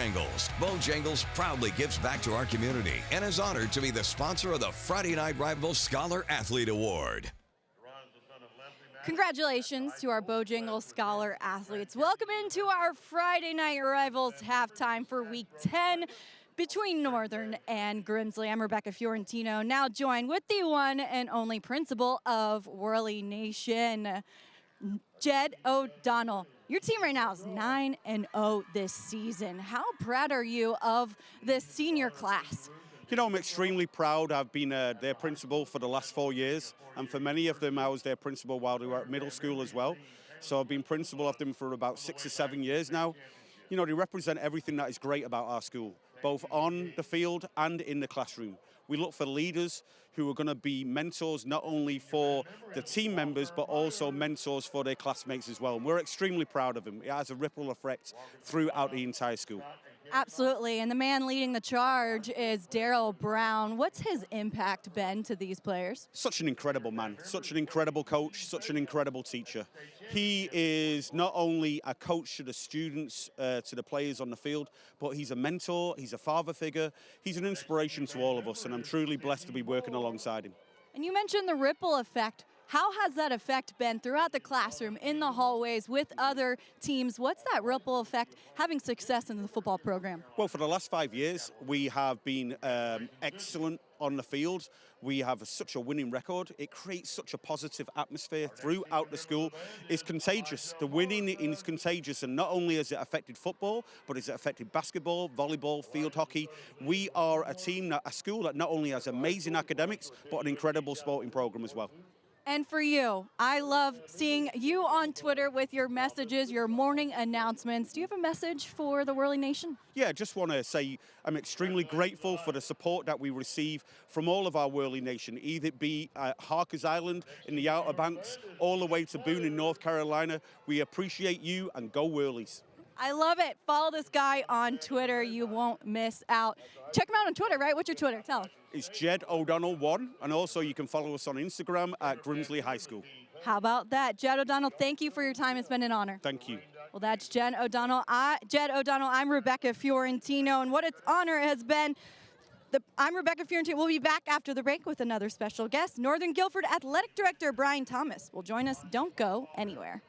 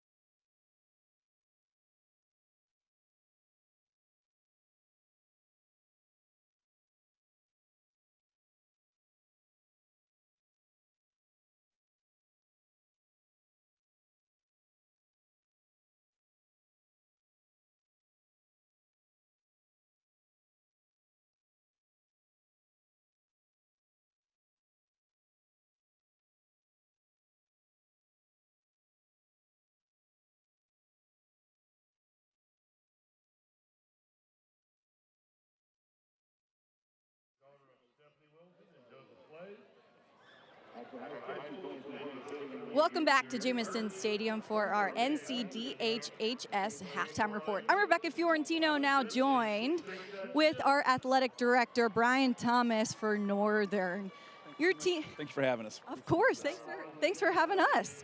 Well, your team has been hit with the injury bug this season, but despite all that, they're still a group of fighters. They're scrappy. There's no quitting this team. These kids and coaches, our philosophy is next man up. We've got a lot of upperclassmen that have unfortunately had season-ending injuries, and young kids are stepping up and playing and getting great experience, preparation for next year, but there is no quit in this team. They're scrappy. The score right now does not show how well they're playing. We feel like we're still in this game. Absolutely high praise for the football team despite facing that adversity. Well, a team that's been having success as of late at your school is the cross country team with regionals coming up tomorrow. That is correct. Our women's team won the conference this year. Both teams are running in regionals tomorrow. Hopefully both of them will do well enough to qualify as a team for the state cross country meet the following weekend. Well, between football, cross country, and now basketball season is right around the corner. They start on Monday. That is correct. Life of an athletic director and coach never ends. Our winter sports begin next Monday. Our women's basketball team is going to be really strong. Our men's team is solid as a rock. Wrestling team, if we get the kids in the right weight classes, they're going to do extremely well. And our swim team is, men's and women's are always super strong, always. Well, a lot of exciting things coming up. Just finally for you, what do you want to say about this senior class? Love them. They work hard. They're leaders. They do everything right that they're supposed to do in football, cross country, and all of our sports. All of our kids that are injured, they're here on the sideline cheering on their team. Just unbelievable leadership from these kids. And not only that, to have former players come back to this game here and support their team. We always have players come back, and it shows the kind of program that we run. They want to come back and see our team be successful. They want to see our coaches. They want to see our younger kids develop and get better. Brian, thank you for your time. Thank you very much. Appreciate it. He's Brian Thomas, athletic director for Northern Guilford. Well, coming up next, don't go anywhere. We wouldn't be anywhere without our sponsors. So it's time now for our My Spot Medical Timeout, your spot for COVID-19 protection from our halftime sponsor, NCDHHS.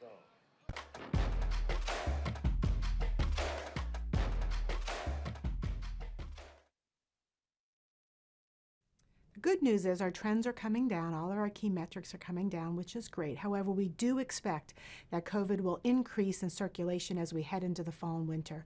With the cold weather, people moving inside, we do expect there'll be a surge. So we want to be sure people are taking all the steps they can take to protect themselves this fall and winter. The most important thing is to stay up to date on your vaccines and boosters. Everybody 6 months and over is eligible for a vaccine. Everyone 5 and over is eligible for an updated booster, making sure you have a ready supply of home tests and that you know how to seek treatment if you do test positive.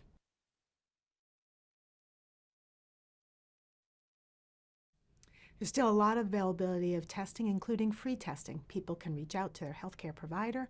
Also on our website, myspot.nc.gov, you can see how to order free home tests and also community access points where they can get free home tests as well.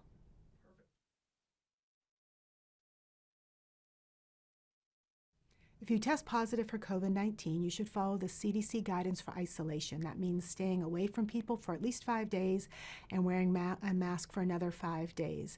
In addition, if they have severe symptoms, they should call their healthcare provider and they should seek treatment, especially if they're high risk for complications.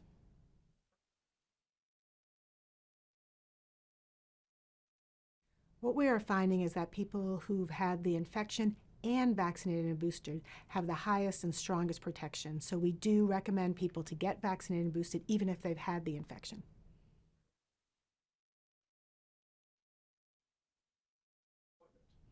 Vaccines are widely available across the state, including healthcare providers, pharmacies, local health departments.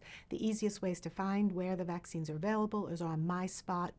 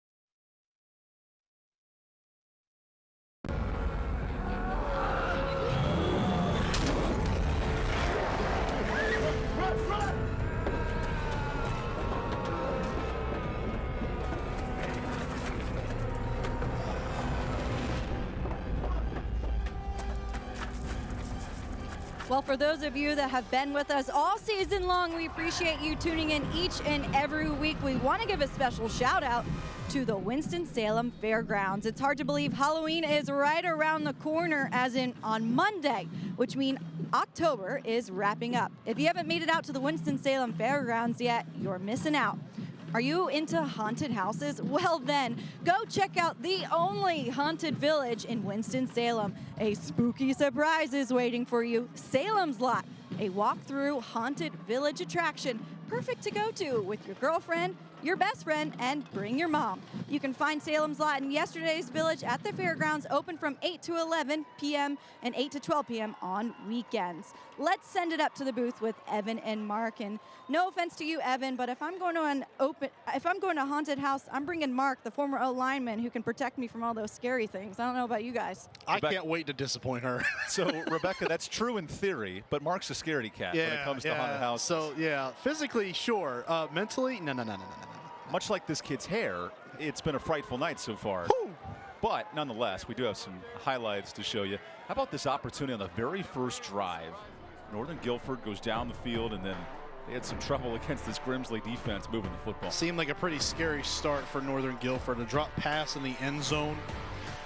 I mean, my goodness. So this is on 4th down, and that could have changed the game. First drive, no points. Another missed opportunity here, searching for Reggie King. Both on trick plays, no less. And a third try, a little tougher, but King couldn't bring that one in. Grimsley, meanwhile, no problem. Albright, the first touchdown. Next drive, the running back show. So Summers was excellent in the first half. Another example there, a long run towards the end of the first half. And then following a fumble recovery, how about this finish by McGinnis? Just the toughness to break away and the speed to break away. And then this call does not allow Northern Guilford to take it to the 1-yard line. Instead, they get a stop defensively and no points. Mark, the passing yards, a tough day for Northern Guilford, but the balance on offense for Grimsley is impressive tonight. Absolutely, and that's what we've come to expect from the Whirlies this year. Coming into this game, you knew they were one of the best teams in the state, and they have showed up here in the first half looking to transition that into their 10th and final win of the regular season. So Grimsley at 9-0, one of the best teams in North Carolina football. And we want to give you some background and understanding here. That's the home press box you're looking at currently across the way. We're broadcasting from the visiting press box, just some of the amenities here at Jamison Stadium. So the visiting press box. If you see the Whirly flipped, it's just the nature of where the cameras are positioned. So it's not some trick on your TV. You don't have to turn the dial. You don't have to change the station. We're just on the opposite side of the field of the home team, on the visiting side. It is not a shark fin. It is not a wave. It is a tornado just upside down. And one of the most historic stadiums here in Greensboro. It's a nice facility, isn't it? Opened in the 1940s. Yeah. It has a ton of history. And we go down to Rebecca with the head coach. Rebecca? Thanks, guys. Well, Coach, you told us this week your team is a group of fighters. How have they shown you that here in this first half? Well, absolutely. I mean, 28-7, I know down some scores here, but we made some plays, and we didn't capitalize some plays that we had them on the ropes with. So they keep fighting. We had an interception there, that questionable call, but they're going to keep fighting. Hopefully, we do it the second half. A potential final half for this senior class. What was your message in the locker room? Just keep fighting, play the next play. You got 2 quarters left of your career, and just give it your all. All right, well, this team will certainly keep fighting. Coach, thanks for your time. Thank you. Well, it's Northern and Grimsley in the second half for Week 10, the final regular season game. Stay with us. Second half coming up next.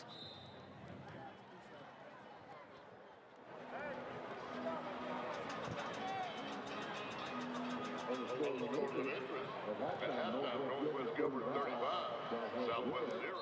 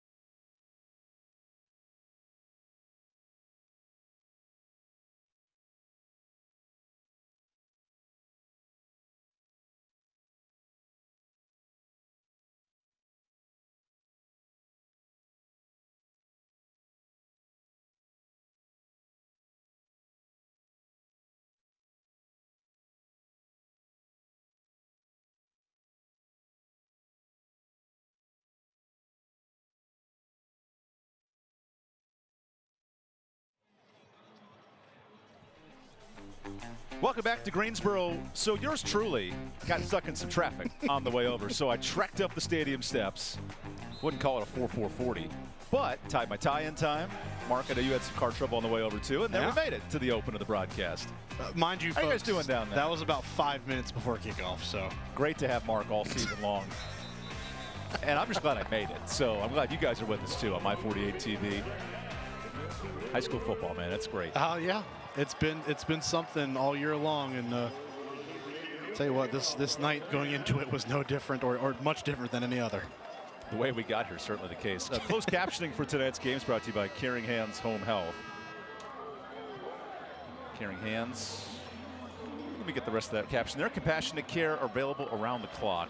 Much like my arrival, not always perfect, but it's fun while it lasted. It's good to know at least Rebecca was punctual. So at least there's some sort of consistency here. It's just not up in the booth. So we heard from Eric Westberg at halftime about fighting and staying competitive in this game. We heard from Dale Brown cleaning up mistakes. What do you want to see out of these two football teams in the second half? I think that's exactly where it needs to be. I think both coaches really hit the nail on the head when they were evaluating their squads going into and coming out of halftime. If you're Grimsley, you just got to continue to play fundamental football, get back to the basics, and trust what you do best. For the Nighthawks of Northern Guilford, just come out, fight, scratch, claw your way through the rest of this game, and give yourself an opportunity to maybe make this a football game. But it starts with a stop here on the first drive of the second half defensively for an offense in Grimsley that for the most part tonight has had its way with the Nighthawk defense. Grimsley in that first half dominant. 175 yards on the ground, 123 in the air. And they get the football first to start this second half. Just a reminder for those at home, this game is being filmed from the opposite press box, the visiting press box. Don't be confused by the flips upside down whirly. And an onside kick recovered by Grimsley. Ball's loose. Oh my goodness. Whoa. Whoa. I think they're signaling for Grimsley still, though. Ruled out of bounds. Oh my goodness. Now that was a whirling play. Oh my goodness. So Jalen Hooks seemed to have it on the second bounce, but who grabs it initially? First of all, great bounce. So that's the Grimsley linebacker, Sam Sackey, and then he lost it. Oh, that's it. Oh, we did the challenge flag. Oh my gosh. Oh my goodness, that's inbounds.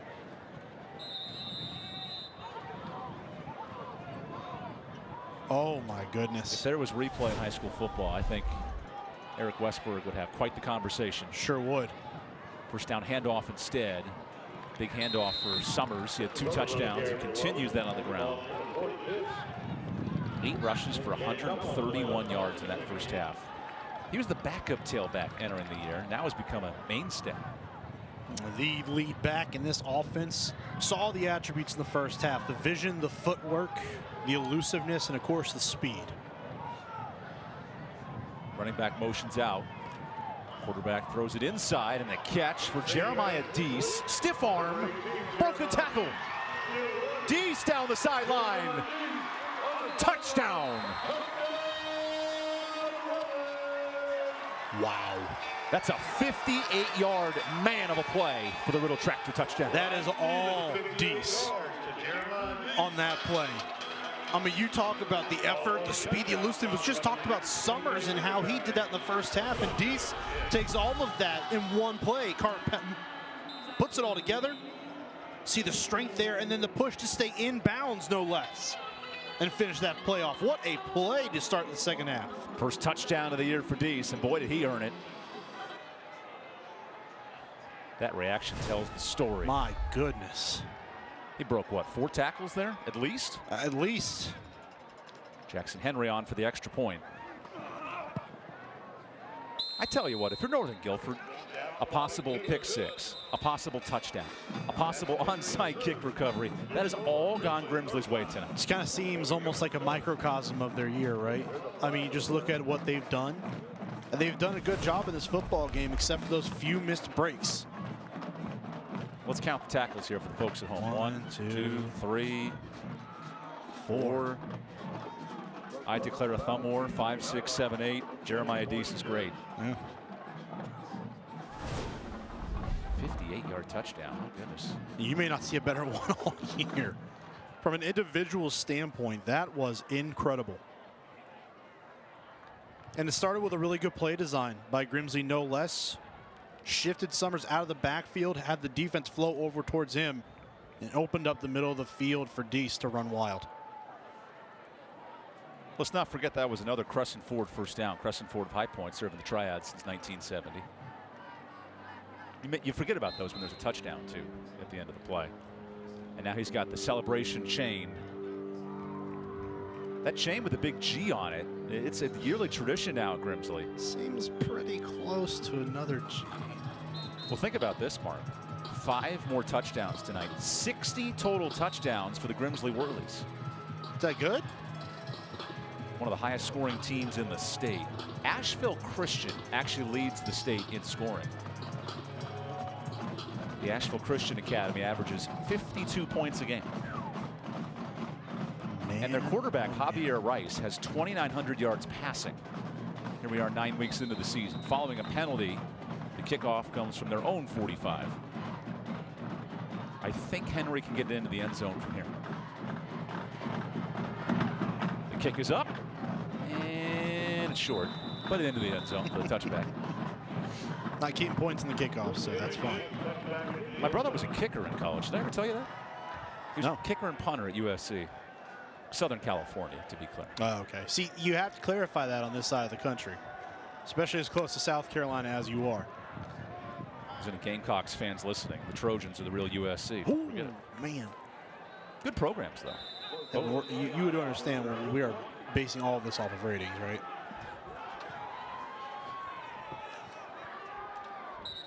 And a penalty before the snap. What a challenge for this offensive line, slowing down both Jarrett and Davis, who are monsters on the defensive line. I think challenge might be a bit of an understatement. Man, this defensive line was so good in the first half, just disrupting the entire game plan offensively for what Northern Guilford wanted to do. And Tristan Swinney moves over from guard to center to start this second half. Xander Marsh gives it outside on the stretch and immediately tripped up. Good penetration. And that's number 41. Robinson on the stop. Trayshawn Robinson. He's joined by many others on the tackle. Sean Jones, this linebacking crew, electric. They're led by Joe Rigsby, who's also the defensive coordinator for this team. Running back moves, but the ball doesn't move, so a false start. Ooh, they're playing with fire now. Remember, Sam Bagley, the center, this is his first career start at the center position, and he has to face the leader in tackles for loss in the state of North Carolina, Jamal Jarrett. You can see why it was on full display in the first half. The power, the strength, the natural ability. Man, the size is no lie. This man on the defensive line can ball. It's men versus boys on the D line, just size-wise. Here's a screen over his target. That's one way to beat the defense. McGinnis couldn't catch it. But you know, even there, it was still affected by all that pressure getting there so quickly. Marsh didn't have any time to actually get a solid throw off. And while it's just an easy throw, that defensive line gets back there too soon. They can affect it, and that could be a high throw just like that. When the Jolly Green Giants running at you, it's never an easy throw. And can Jack climb the beanstalk of this impressive defensive line for Greensboro?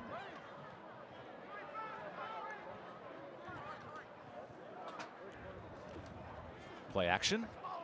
Nice catch in open space. Mosca and a Crescent Ford first down.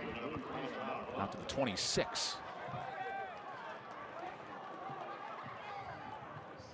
It was a good play. Hit him in stride that time.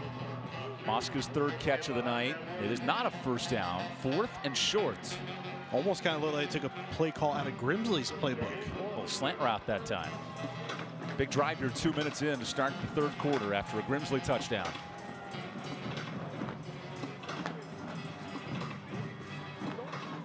Marsh changes the play. The sophomore quarterback sends his tight end in motion on 4th down. Keeper throws it. Another catch, Mosca.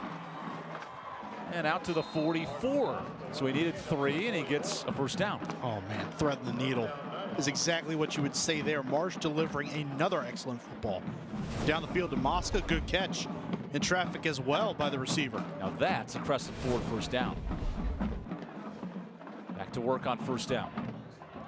Marsh turns, lobs, out of bounds. Smart play.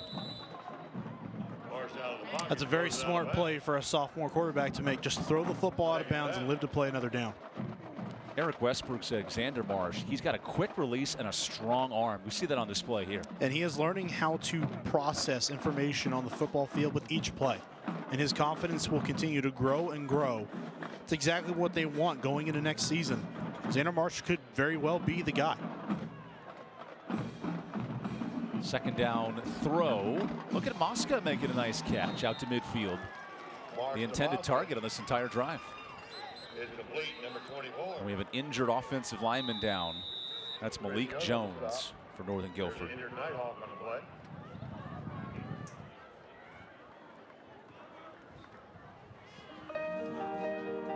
The athletic trainer Justin Swenson, him and his crew are out there. I know you've kind of said this throughout the season, Evan, but of course football is a physical game. Injuries happen. Bumps and bruises of that sort. So, and this is a senior offensive lineman too, what could be his final game. But these athletic training staffs are so good, and we've seen so many of them this year. They're very much appreciated in the Friday night lights as they are. We will take the timeout early in this third quarter. You know what? We won't take the timeout because good news, Malik Jones is back on his feet.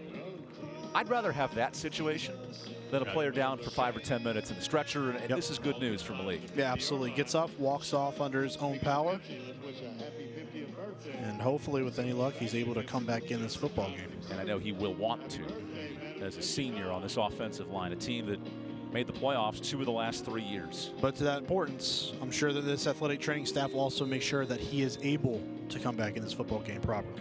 That's the question Eric Westbrook Eric Westberg, not Russell Westbrook. It's been a difficult week for Russell. Much better week for Eric. First down throw. Turns into a run. Leads to a sack. Quarterback Marsh, sack. I don't know how you block Jamal Jarrett. And he wasn't even the one that made the sack, that's the thing. But he just disrupts plays with his play around the line of scrimmage, whether it's bull rushing offensive linemen, commanding double teams, whether it's run or pass, the attention is on 55. 55 on defense. Has 40 tackles, 12 tackles for loss, and a handful of sacks on this defensive line. More pressure.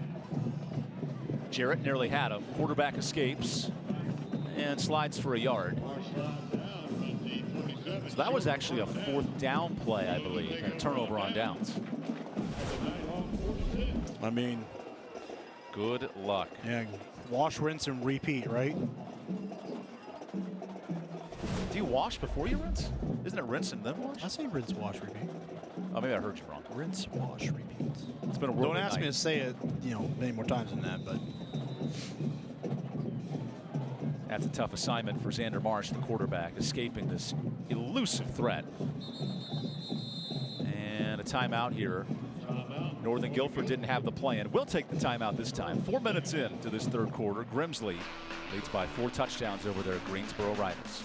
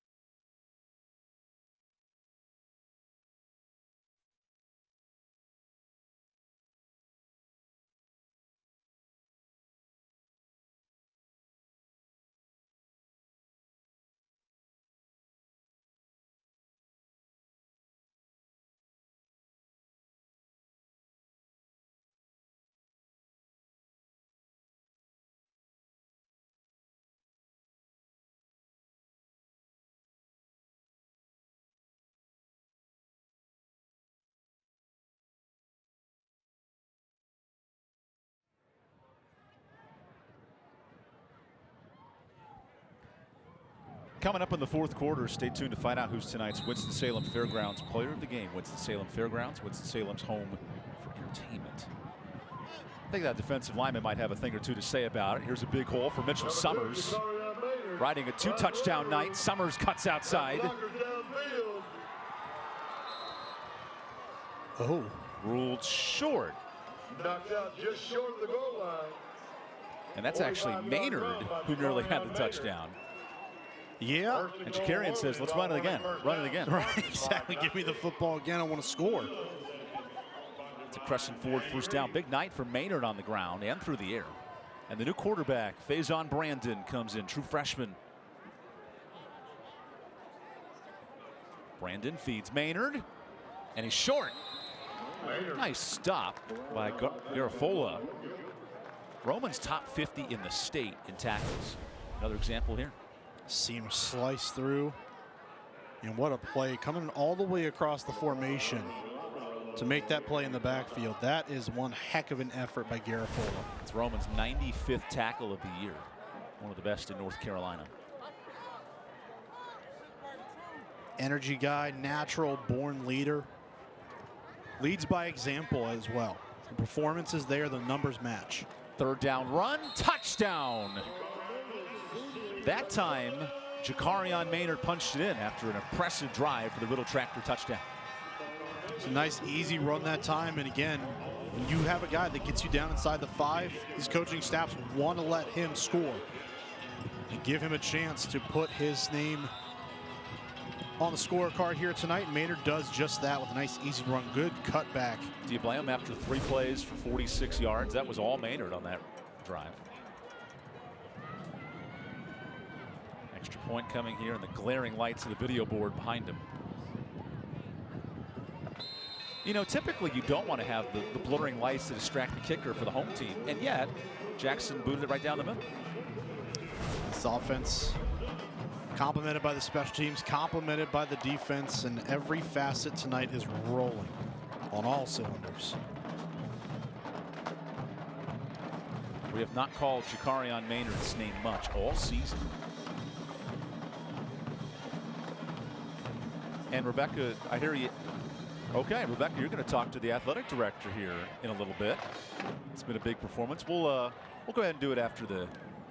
Actually, you know what? We have some time. Rebecca, go on down with Mr. Albright.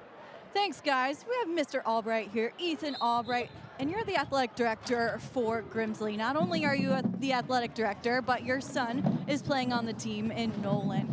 There's a long line of Grimsleys there's a long line of Albrights that have come through Grimsley. How proud are you of Nolan? I'm very proud of him. He's got a lot to live up to. He's got a lot of pressure on him. He's handled it and done beautifully. It's been hard balancing being an athletic director and being a parent. I'm just pulling for him to succeed like any parent would. And he'll be graduating and going on to Cornell. What kind of person and player will Cornell be getting in Nolan? I think they'll be getting the ultimate team player. He loves his teammates. He does what the team needs him to do. He can't wait to get started at Cornell. It's going to be a fantastic experience. I think he's going to have a blast. And as an alum, as a fan, as a parent, as an athletic director, how much fun has it been to be part of this program the last few years? Oh, it's been a blast. I love getting to tell my 2 sons that I had so much fun in high school. We were going to go together. They didn't see the humor in that, but we've had a blast. It has been a lot of fun. I've got great memories of being a student here and an athlete here, and having just as good of memories being an athletic director here. And for you, last question for you. Tell us about the long line of Albrights who have come to Grimsley. It'll take a couple of minutes. My grandmother ran the cafeteria in the 60s. My parents came to school here. My mom's brothers came to school here. My aunt and uncles came to school here. My 3 brothers and I came to school here. Their kids all came to school here. Now my kids are here, and it's just been a blast. And the last one will come through here. You weren't lying when you said this may take a couple minutes. Well, a lot of Albrights have come through here. Proud dad, proud athletic director. Thanks for your time. Thank you. We love the school here. Guys. Really neat with the Albright connection. The dad, Ethan, who we just talked to, he played for the Washington Redskins at the time as a long snapper.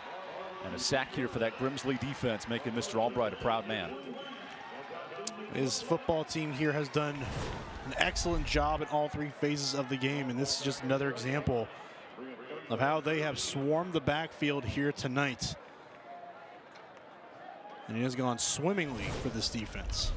17 sacks on the season for this Grimsley defense. You can see why. It's a bunch of different players. Jarrett and Davis clearly. And then Dupuis comes in for his second sack. 3rd and long. Marsh fires. Incomplete. Through the hands of Eli Gaston. A senior receiver trying to connect to his sophomore quarterback, and the punting unit comes on. And you can see Xander Marsh is frustrated, and rightfully so. He's had a lot of nice throws here tonight, but he just hasn't had the time to get comfortable back there in the pocket and deliver footballs around the field, and that's because of what Grimsley does defensively.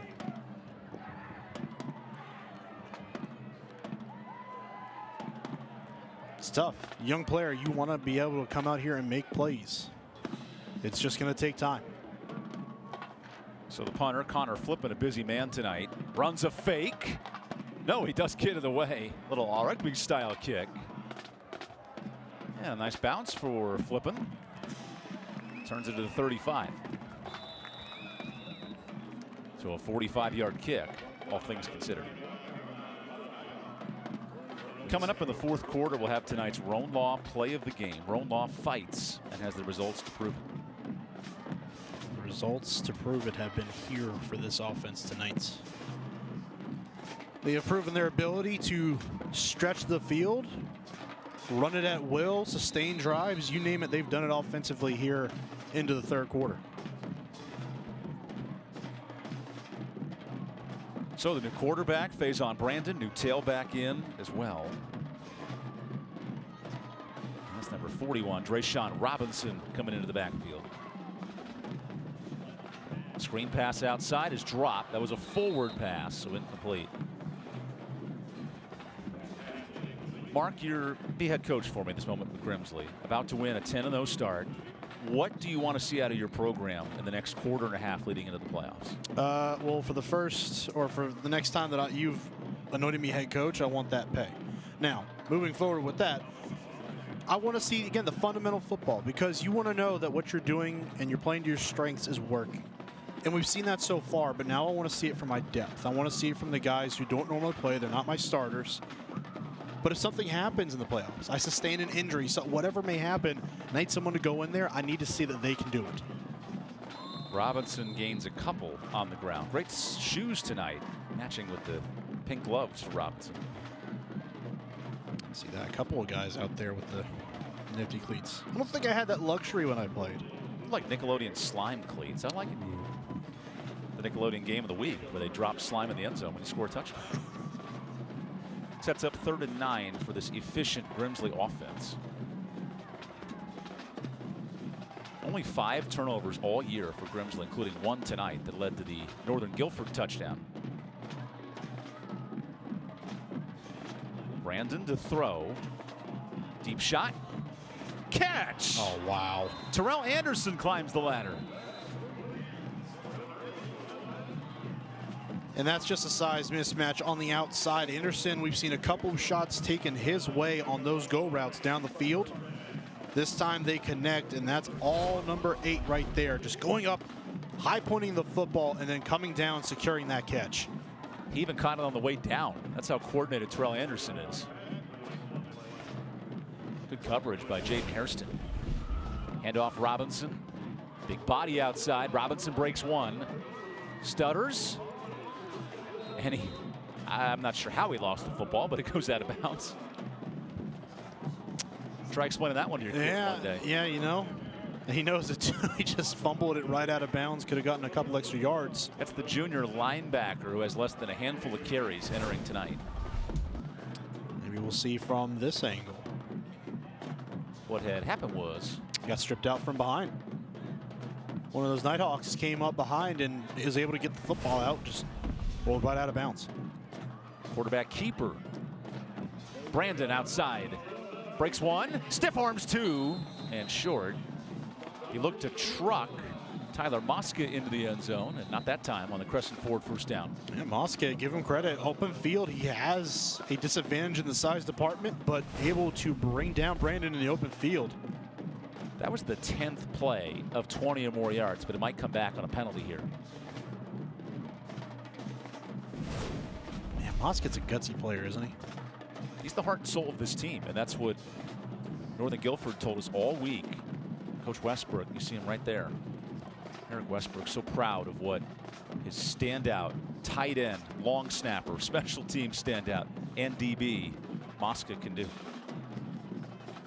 Seen him, Harrison, those two guys have been the names that we've called tonight because they can do so much for this team offensively, defensively, and special teams as well. Let's see the penalty.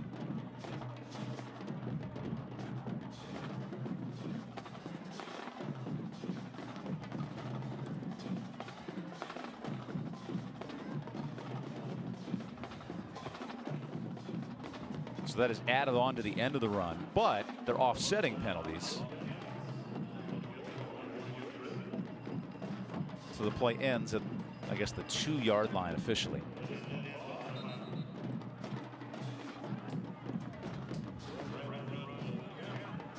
We don't know numbers of who those are called on, no microphones for the refs, but there was some pushing and shoving after the play.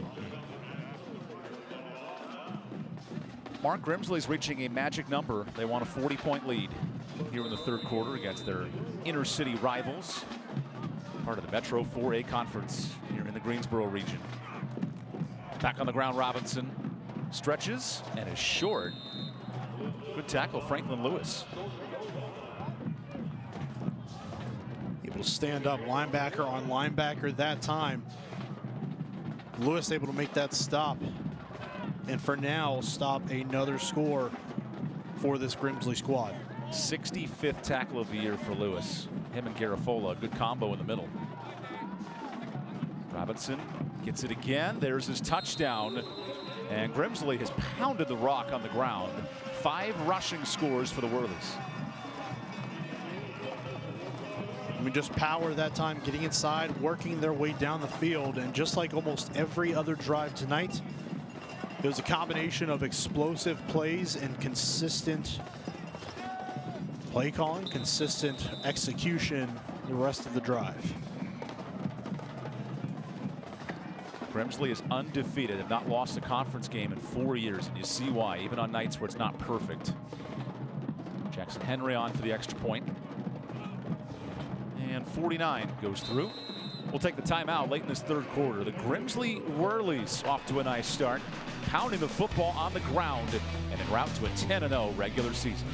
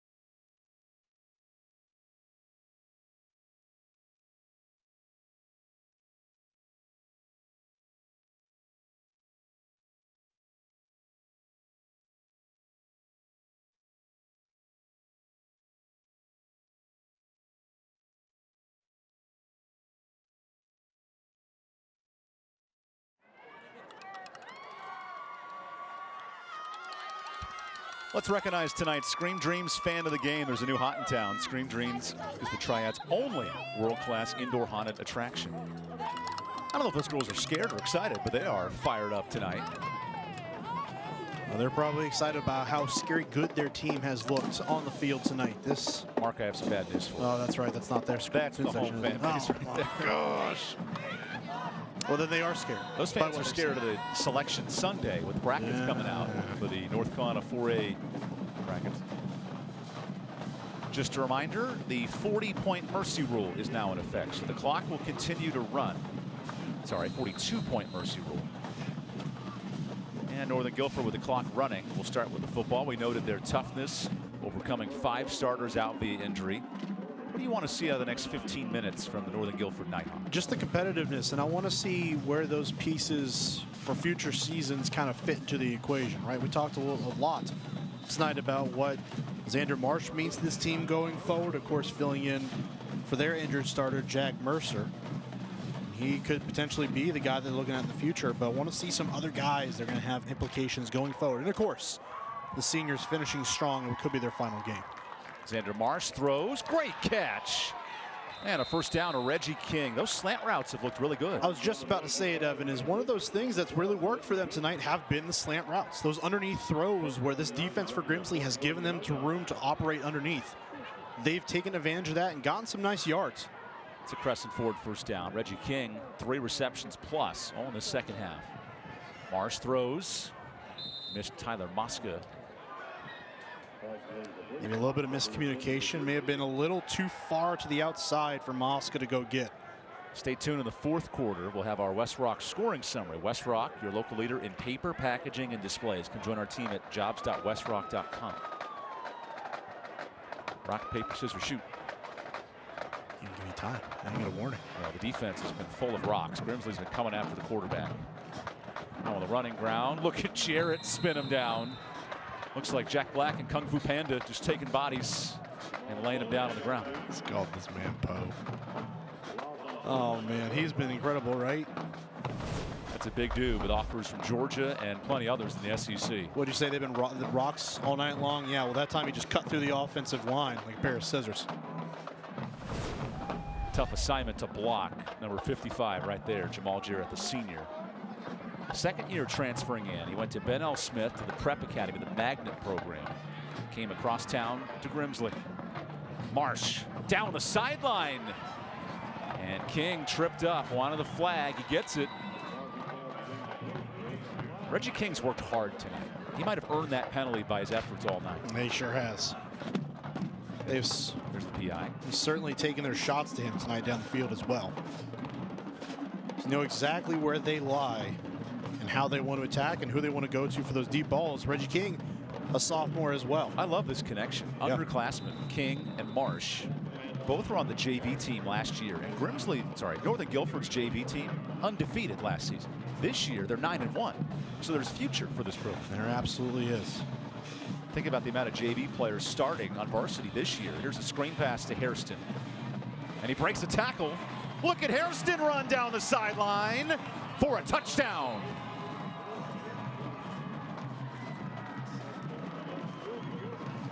Jaden Hairston does a great job of breaking that play open for a 40-yard score. And for a guy who could very likely see his high school career end here tonight, what a send-off.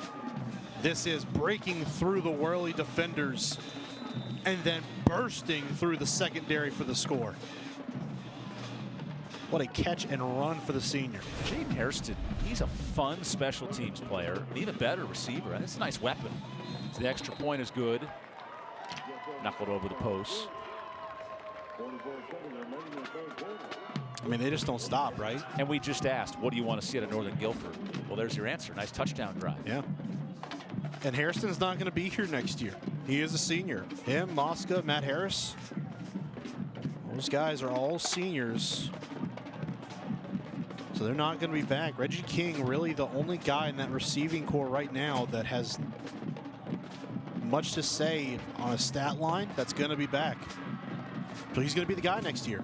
Worth noting, Eric Westbrook told us this week he wants to give a big hug to Jack Mercer, his injured quarterback, number 16, the senior in white. With him out the last 5 weeks, his career will come to an end possibly. And that emotion starts to settle in with 1 quarter to go. You got to think a guy who has aspirations to play at the next level certainly has the ability to do it as well. You got to think some institution somewhere is going to give him a chance and he's going to shine in that role. He's doing really well this year. Before he started going out, got dinged up.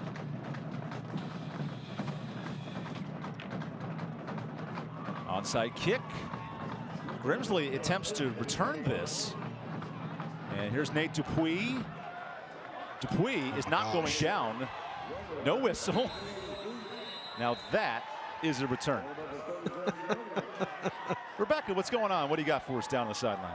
Well, guys, I had a chance to talk with Jack Mercer before the game today, and I asked him, have you gained a new perspective just being on the sidelines and seeing the game from there? And he said, definitely. I understand what the coaches go through now. I see what they're seeing, and I can understand what some of the frustrations are, maybe a different perspective on the game. I also asked him about quarterback Xander March and how he's been able to coach him up, and he says he's doing the little things right. He just needs to get out of his head after making a mistake, and it could be a lot as a sophomore, but he has all the tools and knowledge to be confident and to be successful as he continues on for years to come. That leads us to our fourth quarter. Thank you, Rebecca. Final quarter of the regular season. Grimsley on its way to a league title. Northern Guilford playing hard to close out the year. When we come back, our Winston-Salem Fairgrounds Friday Night Rivals Game of the Week presented by Rhone Law heads to the final quarter.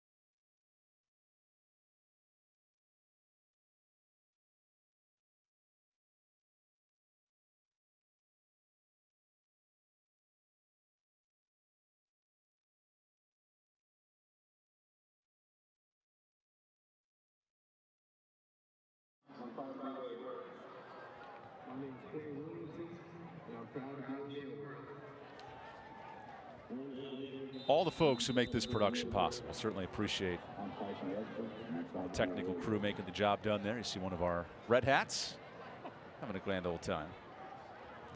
So to start this fourth quarter, a run for Faison Brandon. You got to enjoy it too. I appreciate that. Anytime you can have a grand old time.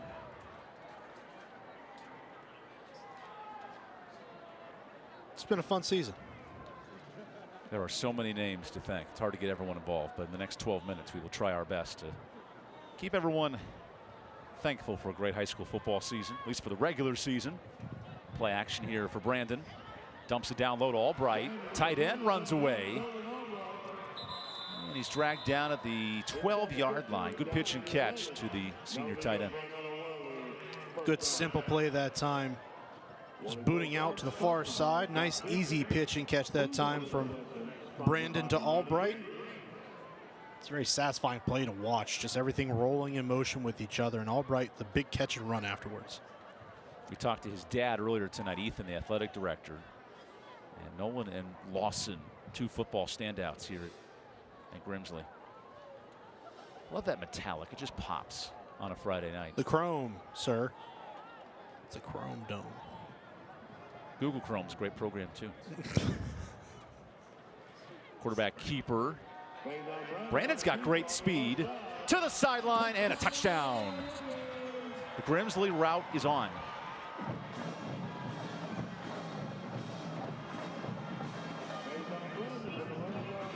And there it is. You wanted to see your backups, your reserves, what they can do in relief, that they can still produce even though they're on the field this late in the game. The answer so far is a resounding yes, and that's exactly what you want to see heading into the playoffs. your guys who could come in at any single moment of any game, able to step up and make plays. 9th touchdown for the true freshman this year. And the good news is the kicking game has been much better for Grimsley as Henry barrels one through. He's now 48 of 52. We'll take a timeout early in this 4th quarter. Grimsley on a way to a 10-0 season. Not one, but 2 quarterbacks getting the scoring tonight here in Greensboro.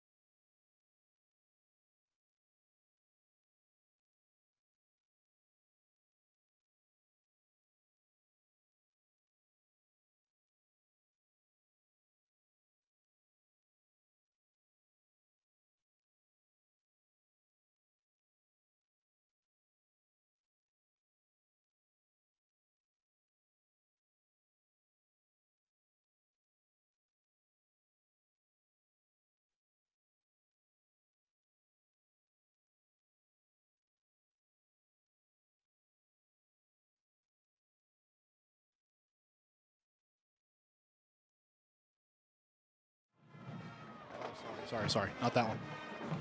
Reminder, closed captioning for tonight's game is being brought to you by Caring Hands Home Health. Your family needs are our top priority when they're in our care. I want to appreciate Caring Hands all year for closed captioning. Crescent Ford for their first downs, Riddle Tractor for their touchdowns, Winston-Salem Fairgrounds for their player of the games, Roan Law, play of the game. I really thought you were going to continue to rhyme there. And the West Rock Scoring Center. Yeah.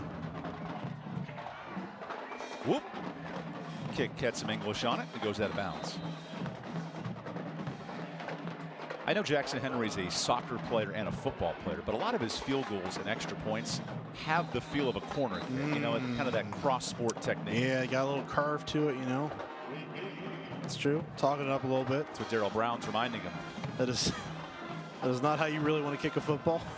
Just nice and Northern Guilford will elect to let him kick again. Yeah. With the score being this separated, the running clock is now a factor, but the ball has to be put in play first for those confused by the rule. It will only stop on a touchdown, a timeout, and that's it. A change of possession will not change, or an injury or an official timeout at that point. So or D, all of the above. Yeah. Running out of bounds won't save you time anymore. And a change of possession will also not stop the clock. Second try here for Henry. That one looks better. And returnable from the 10 for Hairston from the 16. Hairston breaks the tackle. I love watching this special team standout, Jaden Hairston, play. I know that return's only for 15 yards, but he's elusive. He is, and we saw it in the touchdown that they scored in their last drive, Northern Guilford did. I mean, he is one of the biggest threats for the Nighthawks, one of the biggest threats that they've had all year. And I'm sure going into next season, he will be sorely missed. 18 seniors on this Northern Guilford team. A few injured this year, including the quarterback, Jack Mercer, but a group that did not reach expectations, largely due to injury. These two squads were 1A and 1B in the 4A Metro last year. And it's tough. They very well could have been in that same spot. Obviously, Grimsley's held up on their end of the bargain. Marsh scrambles, evades the pressure. With a flag down, that's a catch for Matt Harris, the senior tight end. And that flag's back to the line of scrimmage.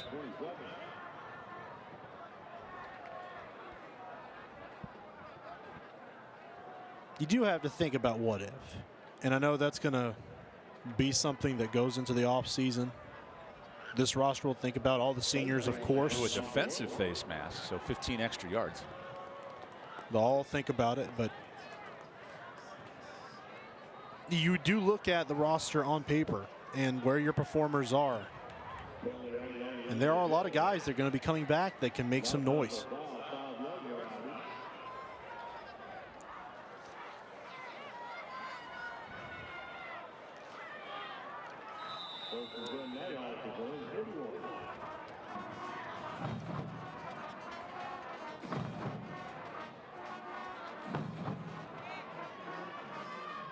Grimsley gearing up for possibly a #1 seed in the North Carolina 4A playoffs.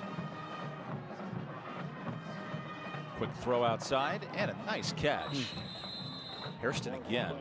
He's up to 6 catches tonight. Nice throw and a nice catch, right? Back shoulder throw. Hairston on the same page with Marsh that time. Comes back, catches that football. It was a well-executed play on first down. It's Crescent Ford first down. Crescent Ford of High Point, we keep you rolling. They see me rolling. They hate it.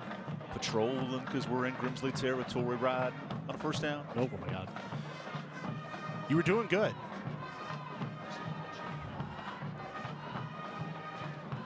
Quick throw outside and a bounced pass. We do want to thank the Birchie family of Crescent Ford and High Point, proud sponsors of this broadcast in our nearly decade-long history. So all our sponsors, want to thank them all so much. They allow us to come out here and do what we do. And more importantly, highlight what these kids are doing. Absolutely. Give these schools a chance to showcase, and that's what's important, man. Now a quick toss that's tipped and incomplete, nearly a pick. Think about this series that started largely in 2017 when the two schools joined the same conference, the whole Greensboro region essentially. First year playing as conference rivals in 2020, and Grimsley with the win last year by 1 touchdown. A little more lopsided this year, but that inner city rivalry, we've been so blessed with these type of matchups all year long. Opponents that are right around the corner from each other. Marsh to throw. And a catch. Nice job, Tyler Mosca, fellow senior, bringing that ball in. Mosca will play lacrosse at Manhattan next year, and shows you athleticism. Just the fight that you see across this Northern Guilford team is admirable. And that's always going to be there, regardless of who's on the roster, what players are there. That fight, that mentality is always going to be there. And you got to give that up to Coach Westberg and his staff. Just continuing to push that mindset and that mentality. Good pressure and a tip pass. This Grimsley defensive line and linebackers are really fast. They're technical too, aren't they? I mean, when they get up to the line of scrimmage and they see a lineman there. And this is the second string defense. Right. They know how to get past them. Using their hands, using the quickness that they have. There's big Joseph Diku, the senior defensive lineman, 5'10", 280. He plays second fiddle to the big man in the middle, Jamal Jarrett. So on second down, Marsh takes a deep shot. That is almost picked. Nice effort from Michael Hawkins. Almost looked like he was throwing to Hawkins on that play. Hawkins ran the route at DB. Yeah. And that's a heck of a play defensively. Just got to complete it. Oh, no. Did that ball hit him in the face? Pretty sure it did. Oh, Michael.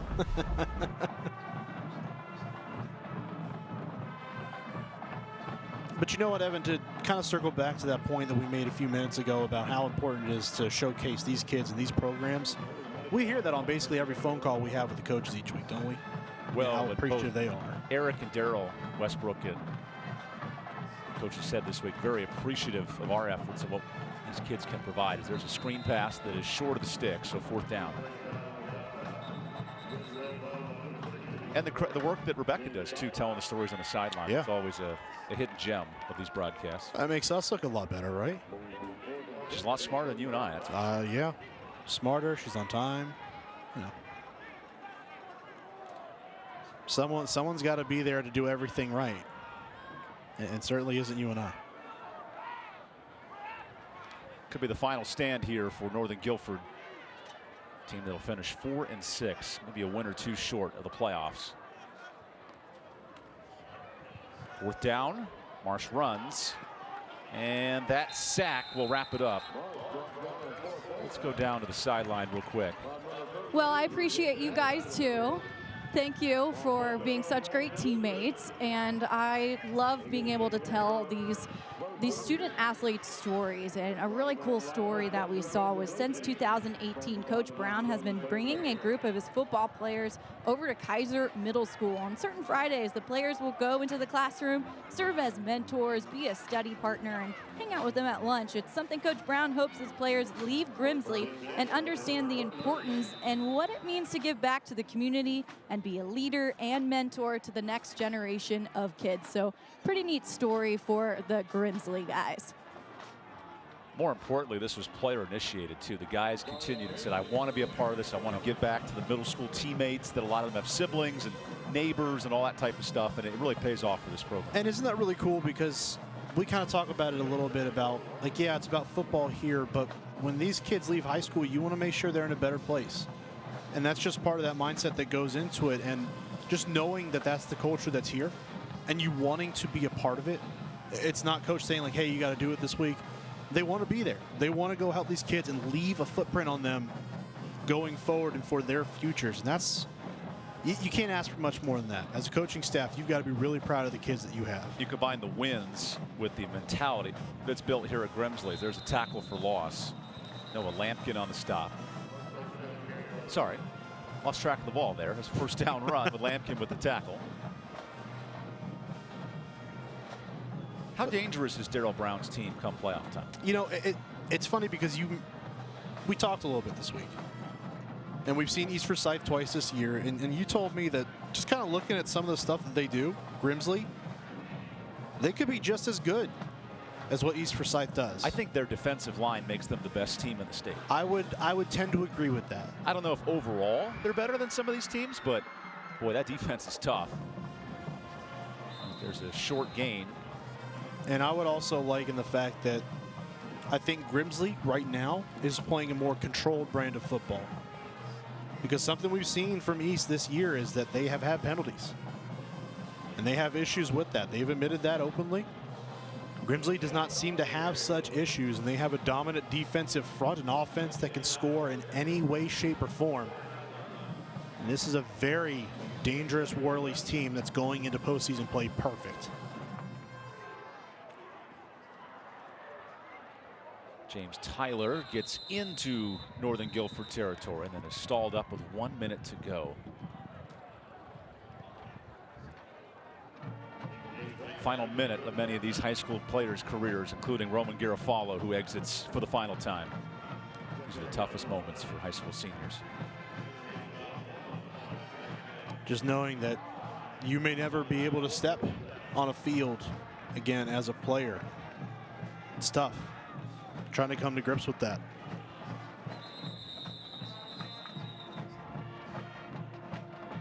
That's the thing every year, you know. You come into the final week, and for teams that may not be in a situation where they can make the playoffs, certainly Northern Guilford still has a shot. But you want to come out here and do it for the guys that aren't going to come back next year, your seniors. Grimsley does not have to snap the football to end this game, and two rivals separated by 5 miles. They will wrap this up. Garofalo comes back in for his final snap. And this concludes the regular season of North Carolina high school football. The Grimsley Whirlies end the year as league champs at 10-0. Northern Guilford concludes its season. What a fun ride here on Friday Night Rivals, Mark, and an impressive win for Grimsley tonight. Just on all 3 phases of the game, they were spectacular and executed like we thought they would as one of the best teams, if not the best team in the state of North Carolina. The Grimsley Whirlies, one of the best teams in the state. They sure showed it tonight. We'll take the timeout and interview the winning head coach when we come back. Darrell Brown talks to Rebecca Fiorentino when we return from Greensboro.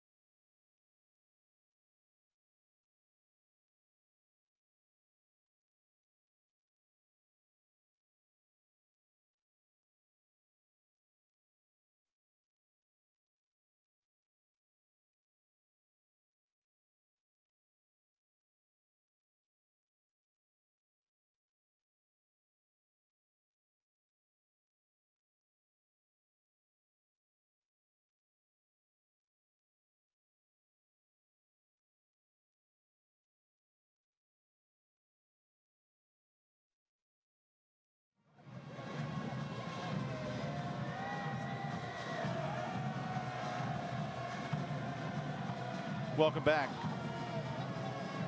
Welcome back. Here's tonight's Winston-Salem Fairgrounds Player of the Game. Winston-Salem Fairgrounds, the home for entertainment. And Mark, what a balanced effort for Grimsley tonight. But it's the tailback, Mitchell Summers, taking over. Yeah, just so explosive. Not really given that many opportunities to run the football, but it's what you do with the opportunities when they come your way. And he made the most of them tonight. Several explosive runs, 2 touchdowns to his name, and rightfully our player of the game. Hard-earned night on the ground for Mitchell Summers. And let's go down to the winning head coach, Darryl Brown with Rebecca Fiorentina. Well, real quick, before we get to our head coach, our player of the game is Mitchell Summers. What did it mean to get this win for the senior class? It meant a lot. We was the first, what did you say? We was the first senior class to win all 4. So that meant a lot to them, and I'm glad I was able to be a part of it. Absolutely. Well, you've got a great bunch of guys surrounding you right now, Coach. With this win, it means the 4th straight conference title. What do you have to say about these guys? I'm just super proud of these guys. We've got a bunch of selfless individuals that play really hard together, sacrifice for one another, play really hard, and it's a great time to be a part of Grimsley High School. 56-14. All 3 phases were clicking tonight. What allowed you guys to be so successful through those 3 phases? Well, I thought our guys were ready to play. We had a great week of practice, and we came out ready to play tonight. And like you said, we played well in all 3 phases, and I was really proud of them. We did what we needed to do to get the job done, but now we got to continue to get better and get ready for state playoffs. Yeah, state playoffs coming up. How dangerous could this team be, and why is this team worthy of making it to the state championship? Well, like I said, same type things. Our guys work extremely hard. They play for one another, and we got a bunch of really good players. So, we got to take it week by week, and our goal is going to be 1-0 after next Friday night and move on to the second round. But we'll get ready to go, and I'm proud of these guys, and we're going to enjoy this tonight. Well, Coach, enjoy this. Before you enjoy this, here's your trophy.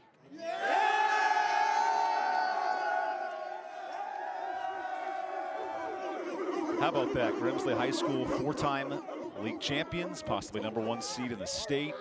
And Mark, that reason why is tonight's Roan Law play of the game. Roan Law triad attorneys who were here to help. There were a lot of choices for this one, the way Grimsley moved the football. But Mitchell Summers breaking this game open with a 50-yard score. As you're really in the second quarter, that's when Grimsley seemed to really take over, and so effective they were. Summers, our player of the game, he gets our play of the game as well. It's all-around great effort for the Whirlies. Our West Rock scoring summary. West Rock, your local leader in paper, packaging, and displays. Come join our team at jobs.westrock.com. Close game at halftime, and then the missed onside recovery leads to a blowout in the 3rd quarter. Yeah, just really opened it up, and Grimsley dominated like a lot of people may have thought they would here tonight. And putting a perfect dot on that unblemished record in the regular season, they did just that here tonight in emphatic fashion. We have so many people to thank for this production. I want to roll through it, so bear with me here a second. It's worth your time.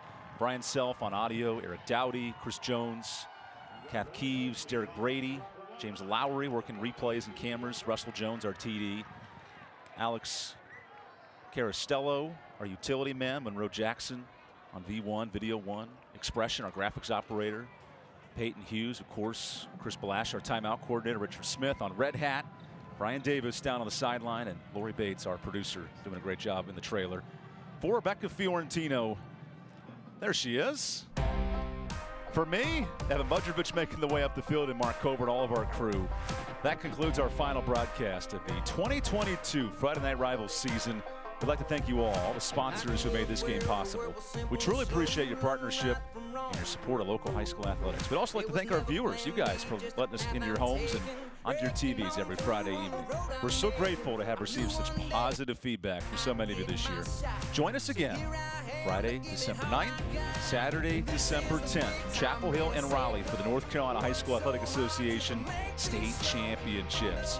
We'll be broadcasting the games live right here on WMYV, My 48 Sports.